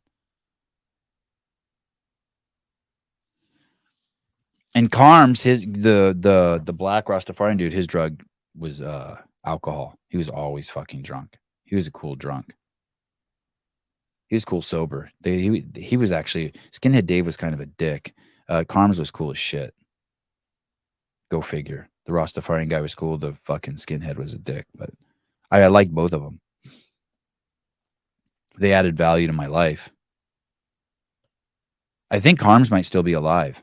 I think he might still be in Isla Vista, California. I wonder if anyone would know that.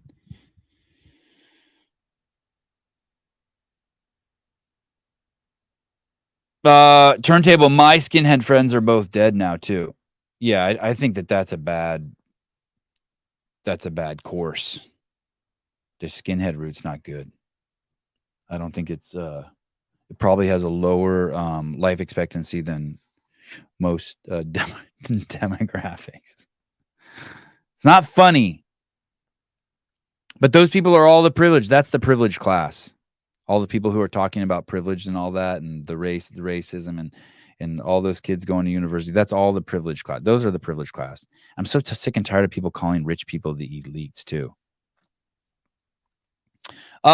Kristen Kettler, on another note, our great Canadian government is sanctioning Azerbaijan for your people about to be murdered. Oh, that's awesome. Well, thank you, Canada.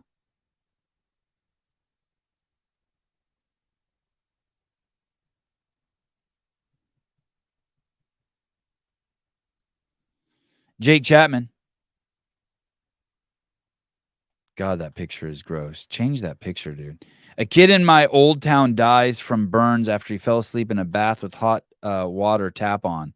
He was heroin addict, and the house was an old Victorian house with no temperature gauge. No shit. A hot water death. Wow. Clock. Skinhead, white supremacist, doped and dead, but the Democrats say they're the most grave domestic threat to America. That they're not a threat at all. Those people are.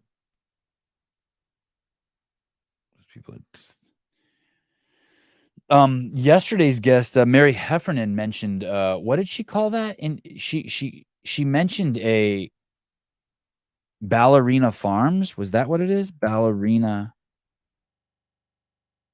Farm. Look at this.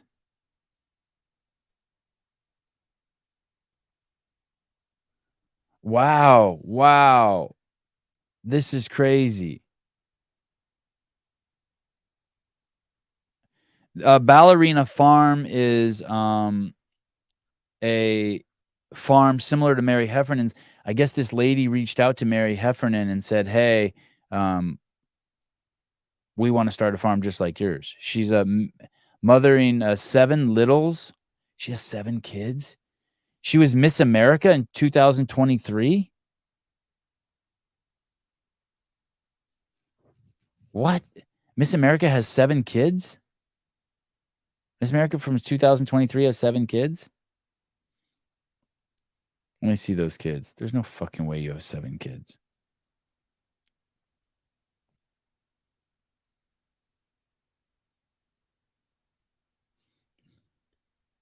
Man, she is skinny.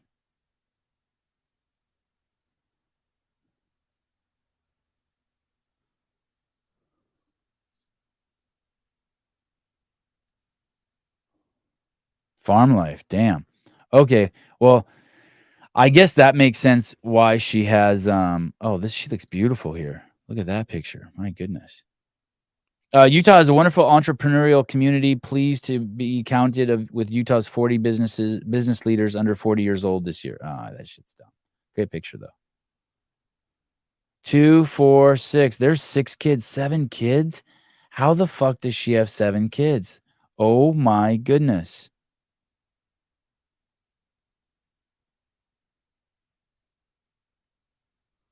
Wow.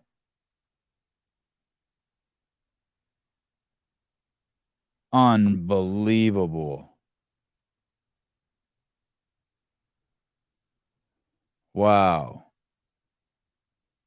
Oh, look at this. Here she is milking a cow.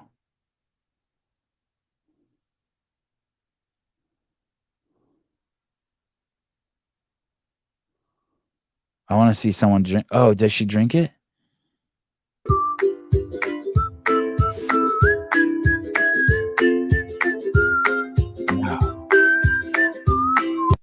God, good on these people. Crazy. Miss Utah, America. Oh, that's a great picture of her. Holy cow. I want to hear this story. Can I get her on the podcast? Holy shit. Follow. Oh, I know. Look at this. I'm going to click her husband's account. That's the way to get to her. Follow. Father of 7, soulmate to Hannah. Currently building a new dairy and creamery. Holy shit.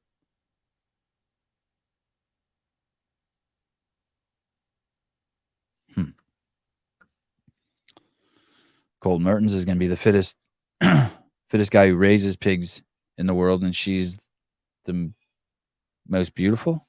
I don't know, something. Stephen Flores, my grandma had 13 kids. Mason Mitchell, she's a breeder. Matt Burns, get you aroused? Did what get me aroused? I've never in 1,200 episodes been aroused back here. Oh, I've been highly stimulated, but aroused would be a little strong. Kristen Keller, Sevi, the original Brian Friend was the Duncan dude in the 2014 behind the scenes. He was just 6 years too early. Duncan dude. I don't know who that is. I spoke to Brian yesterday on the phone. He said he wants to come on the show. So trying to get that scheduled. That redheaded chick, the fighter chick, Ty Emery, I really enjoyed having her on.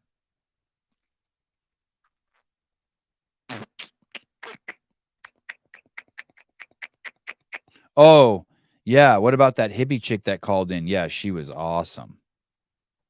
God, good memory. Holy shit. Yeah, Mr. Wick, the Hogfather. What a name. Yeah. But that went right over my head. The Hogfather. That 7-foot tall chick's never been on the show, and I don't get stimulated by I don't get stimulated by Instagram. I've never masturbated to anything on Instagram. Instagram, I don't view it like that. Oh shit! I just got a text from J.R. Howell. Electricians are running cable through the ceiling and will drop down the PoE switches, which we can mount to beams so you can easily move Ethernet and connect in 3 different places on the gym floor. No shit. God, I think we're going to pull this thing off at Crash Crucible. Crazy. Oh, here we go. It's become a competition in the comments. Here we go. Eric Utley. My former mother-in-law is the youngest of 30 siblings. 2 moms, 15 kids each. Wow.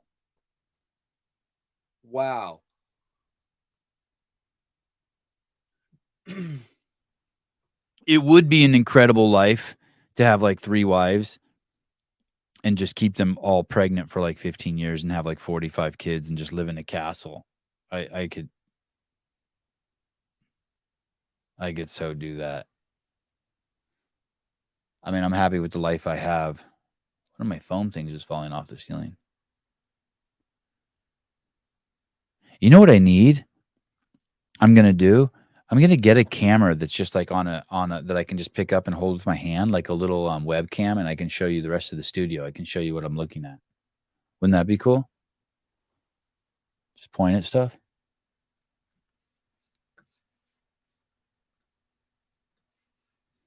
I'm getting the NFL Network this week. I should probably just do it right now on the air for accountability purposes. I'm going to watch the game. I think Tyson's going in this week.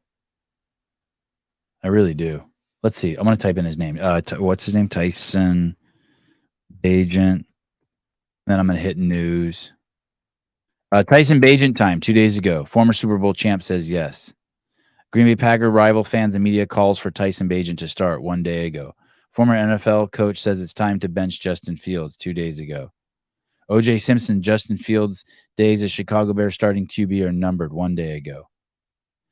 Justin Fields is holding Bears offensive back and needs to be benched 2 days ago. Sports mockery. Sports Illustrated, Chicago Bears gets everyone to agree they're worst. ESPN, D2 star Tyson Bagent making push to be Bears backup QB. Oh, that's a month ago. How OJ Simpson weighs in on sports shit? I didn't know that. I know OJ. Crazy, right? Yeah, it says OJ. I mean, it's here. It's in Sportskeeda, whatever that is. You want to see it? Here, I'll pull it up. I get. Oh shit! Who would have ever thought to see fucking Tyson Bagent and OJ Simpson in the same article? Look at this shit. Look at this shit. OJ Simpson predicts Justin Fields will lose Bears QB1 job to Tyson Bagent. You will be seeing him before the season's over. Holy shit. OJ saying your name.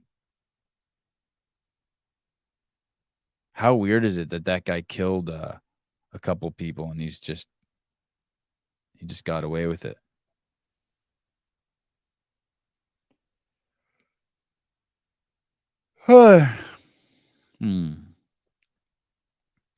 Sevi, Heidi Kroom, Sevi, I've offered to be in your harem many times. Well, thank you. Appreciate it.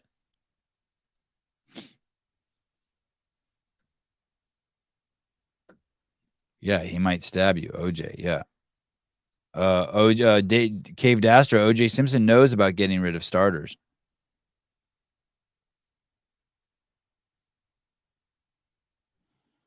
I get OJ Simpson on the podcast. Shit, that would be cool. Hey, OJ, what's up, dude? I think he just did his first comeback podcast in years with the Nelk Boys, like about 6 months ago.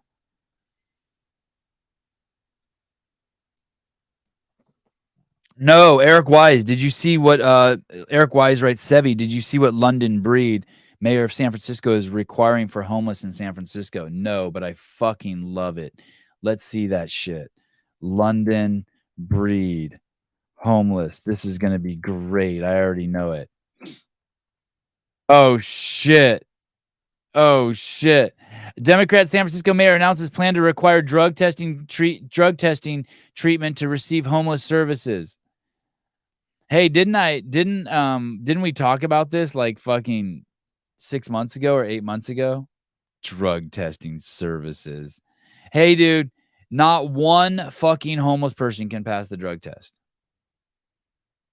And now who's going to pay for that? God, what a fucking skank this chick is. She is such a skank.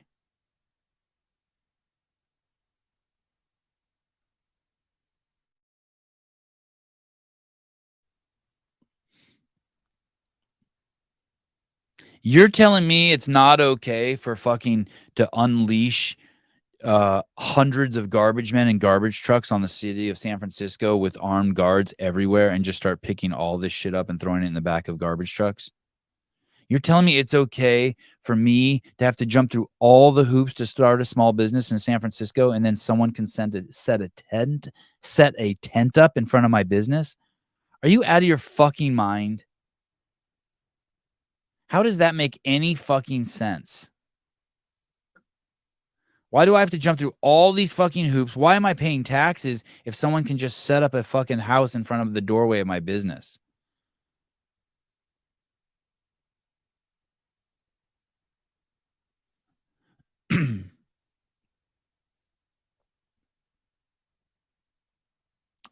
What's Renee saying? I want to know what Renee is saying. Oh, you think this is an old article? Excuse me. No, this is from September 27th, 2023.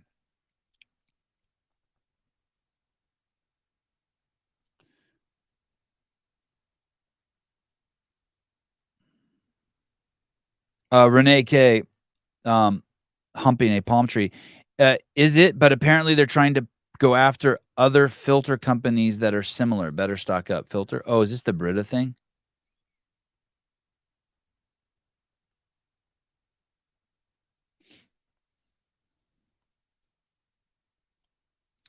Dan Guerrero, finally a good comment.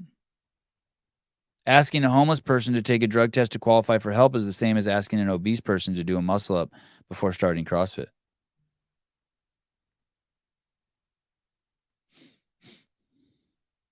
Yeah, it is election season, right? I heard Joe Rogan was giving props to Newsom for this. If he was, Joe's a jackass. I heard that Gavin Newsom surprisingly vetoed the bill allowing minors to make the decision for gender alteration surgery. It's like, dude, now all of a sudden Newsom's pulling back? Sorry. I mean, thank you, but like you don't get credit for it. You don't get like points for that. You're going to have to do a lot more than that. You're going to have to do a lot more than that.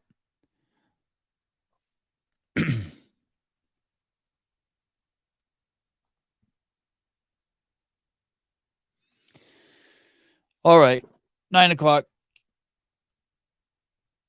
Has my internet been choppy at all today? I'm getting a signal from StreamYard showing that my internet speed is like really low. Why the fuck would my internet speed be really low? Kristen Kettler, dude, you need Dale King back on. Great pod with Pedro. I think we have Dale scheduled on the schedule to come on with Greg here soon. Both of them will be on together. Yeah, exactly. John Wick. Didn't California just approve August as National Trans Pride Month? Yeah, just fucking idiocy. It's like we probably have like Mental Health Month, and then we have promote be a codependent for Mental Health Month. It's such a joke.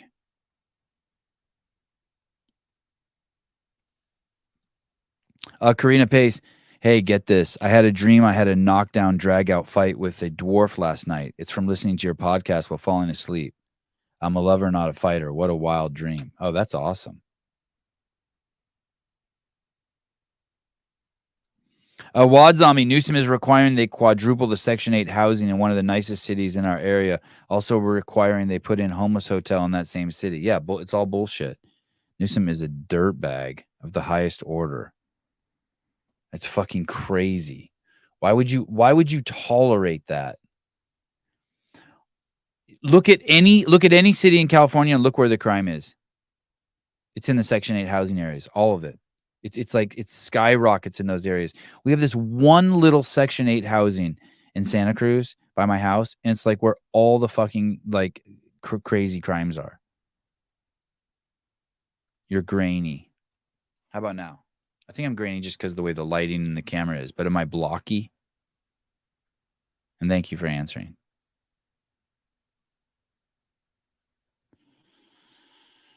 Are you hosting Shut Up and Scribble today? No. Why? What's going on? Is that show going on today? Should I call Taylor and find out what the fuck's going on if they're doing that show? Is it on the schedule?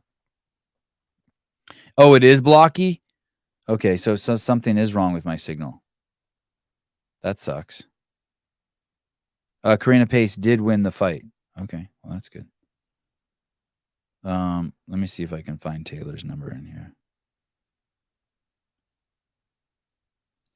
Taylor Self.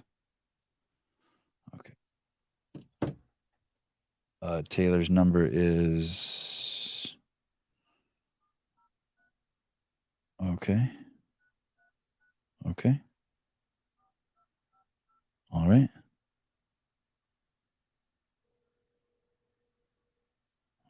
Sounds like we got something going. Hey. Hello. Oh, hi. May I speak with Taylor, please? Hello. Hi. May I speak with Taylor, please? What? Oh, shit. I dialed the number wrong. How come she couldn't hear me?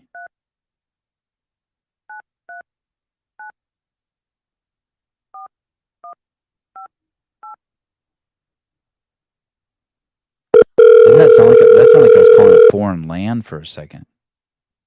Karina Pace did beat up the dwarf. Okay, that's good. You won the fight in your dream.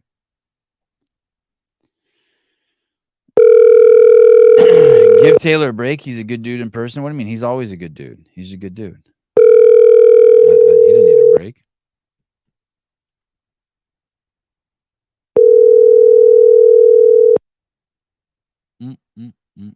I'll call JR next. Hey, this is Taylor. If you could... Oh, shut the fuck up, asshole. I mean, I'm sorry I missed your call. I have to hold my phone far away now. I got old. I think I need bifocals, but I'm in denial. People do hate on Taylor? Where? I never seen anyone hate on him. Hello. Hi, this is the Sevan Podcast. May we speak with J.R. Howell, please? You may. I thought this was my internet provider that I'm waiting to have a friendly conversation with. Are you live on the air right now? I am. No, you're live on the air right now. Hey, are you doing a show in 1 hour and 50 minutes?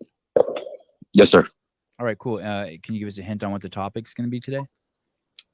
Yes, we're going to go over the Crucible events that have been released, and we're going to go over some Charlotte Classic workouts that have been released, and we may touch on the Wodapalooza leaderboard. Oh, so you're using your time on my platform to promote your shit. We are bringing you thousands of views to your YouTube channel. Yes. Thank you. I love you. All right, cool. I love you. Can't All wait. right, Can't wait to hear All the show. right. Bye. Yes, sir.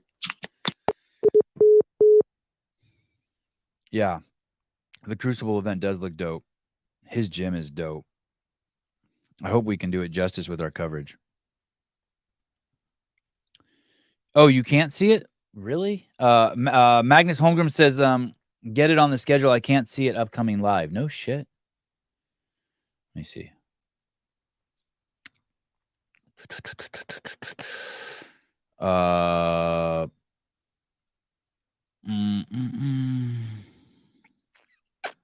You know who I'm trying to get on? Oh, I don't see it. Oh shit, I don't see it.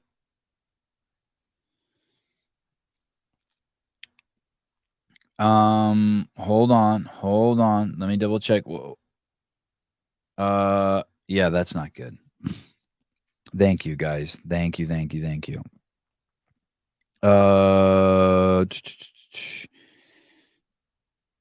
Oh fuck, Will. I need to Will Brandstetter. Will's like the adult over there. Will, Taylor, JR, Caleb, Souza.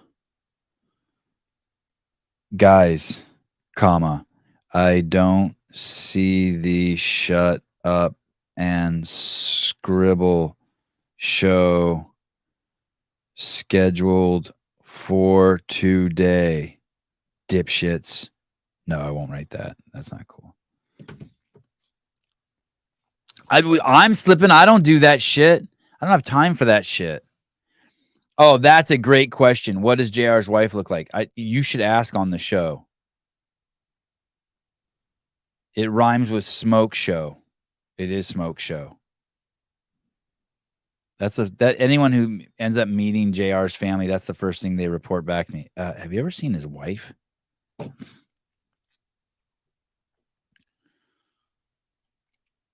Judy Reed, Taylor's when Taylor was on the podcast and he was talking about his upbringing, it was so good. Yeah, it was great. Taylor was great on it.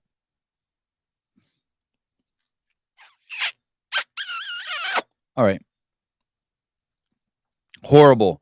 How's the diet? Horrible. I slipped off. My wife stuck with it. Well, I don't know which diet you're talking about. I'm so fucking weak in my resolve. We were going to do carnivore for just a month, and now she's 3 weeks into it, and I slipped off after like 5 days, maybe 4. Let's say 5. Let's give me credit for 5. Sevi, go look at the comments of the CrossFit Games update show from 3 weeks ago. They eat Taylor up in there. They do? Oh, he was wild in that show, right?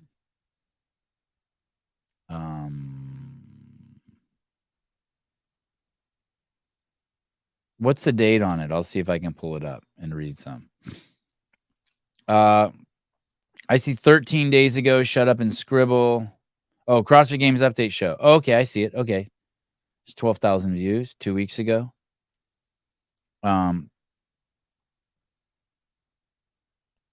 Who's wearing the Prey shirt? Halpin wears Prey shirts? My goodness. Okay, here we go. Let's look at this.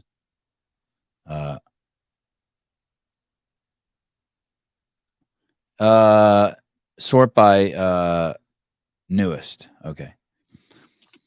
The first comment. This episode was honestly a tough watch with the way Taylor was handling the discussion, especially with Halpin.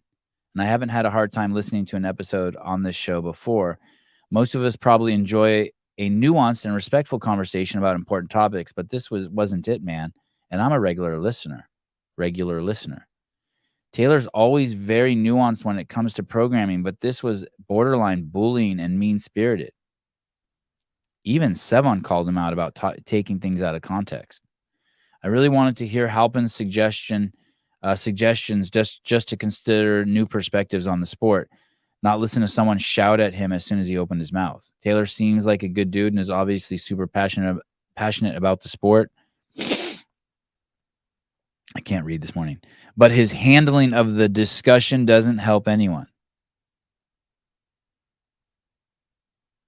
You guys need a girl to join the group.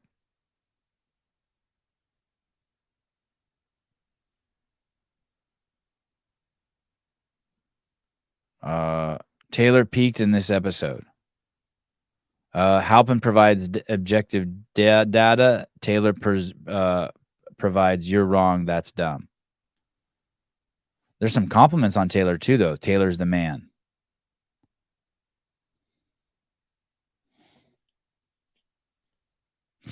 Everybody's entitled to their opinion, says Mr. Craggle. But Taylor needs to create his own competition and program it so others can shit on it. I don't know. I just watched this and I just want to yell, shut up to Taylor. My goodness. Hey, listen. He's going to be on this week's show, I think. Let me see who's on this week's CrossFit Games Update show. Speaking of, do you guys remember when Lauren Khalil took over the Morning Chalk Up? She basically owned their YouTube station, right? It was just Lauren Khalil 24/7. That's happened over on the Lone Ranger Network. She's taken over. It's all they have now. Tyler Watkins, the creator of the Heat app. I love Tyler. Mr. Taylor Self, love Taylor. And John Young. It's going to be a fun show. And who knows what special guests.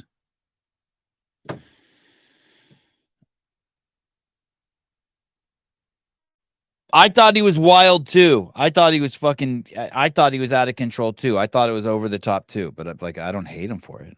I don't dislike him for it. I wasn't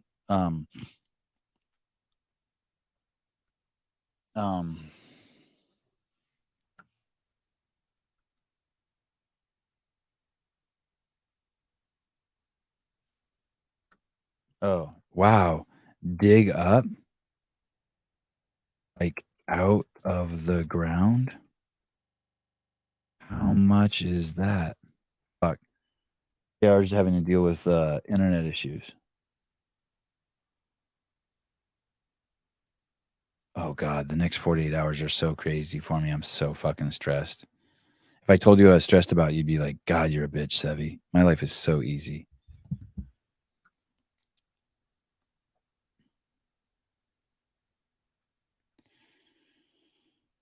All right. So Shut Up and Scribbles tonight. Oh, do I have another show tonight? I better make sure I know what I'm doing. Oh, I don't even see Shut Up and Scribble on the calendar. Sousa doesn't even have it on the fucking calendar. Dude, oh my God. I don't see it on the calendar or YouTube. Fuck. Now I'm really stressed out. And then tomorrow we have 2 shows. I got to drive to Sunnyvale tomorrow. And Saturday morning, oi. All right. I don't think that there's a show on Saturday. That stresses me out because I'll be filming the Scaled Nation seminar. Mike McCaskey, Sevan can't manage his own calendar. Dude. I would love for you to try and schedule 300, but basically try to schedule 900 people. So for every person you see, there's 3 people that we're trying to schedule. I'd love to see you try to schedule 900 people into a fucking calendar over a 1-year period for something that has to happen every fucking day. And then prepare for the show. And raise your fucking kids.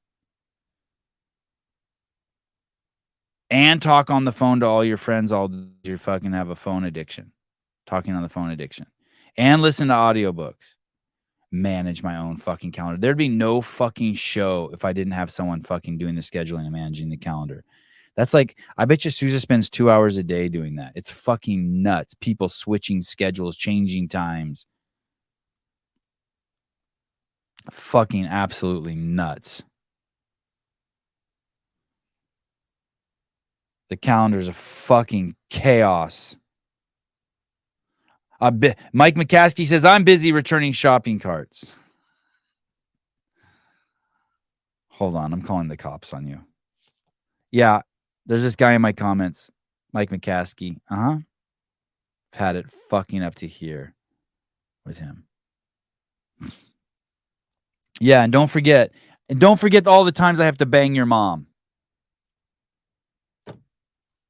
And shoot peptides. I did my 5th dose of CJ1 1295 today. Oh man, I'm sore from those 30 negative muscle ups.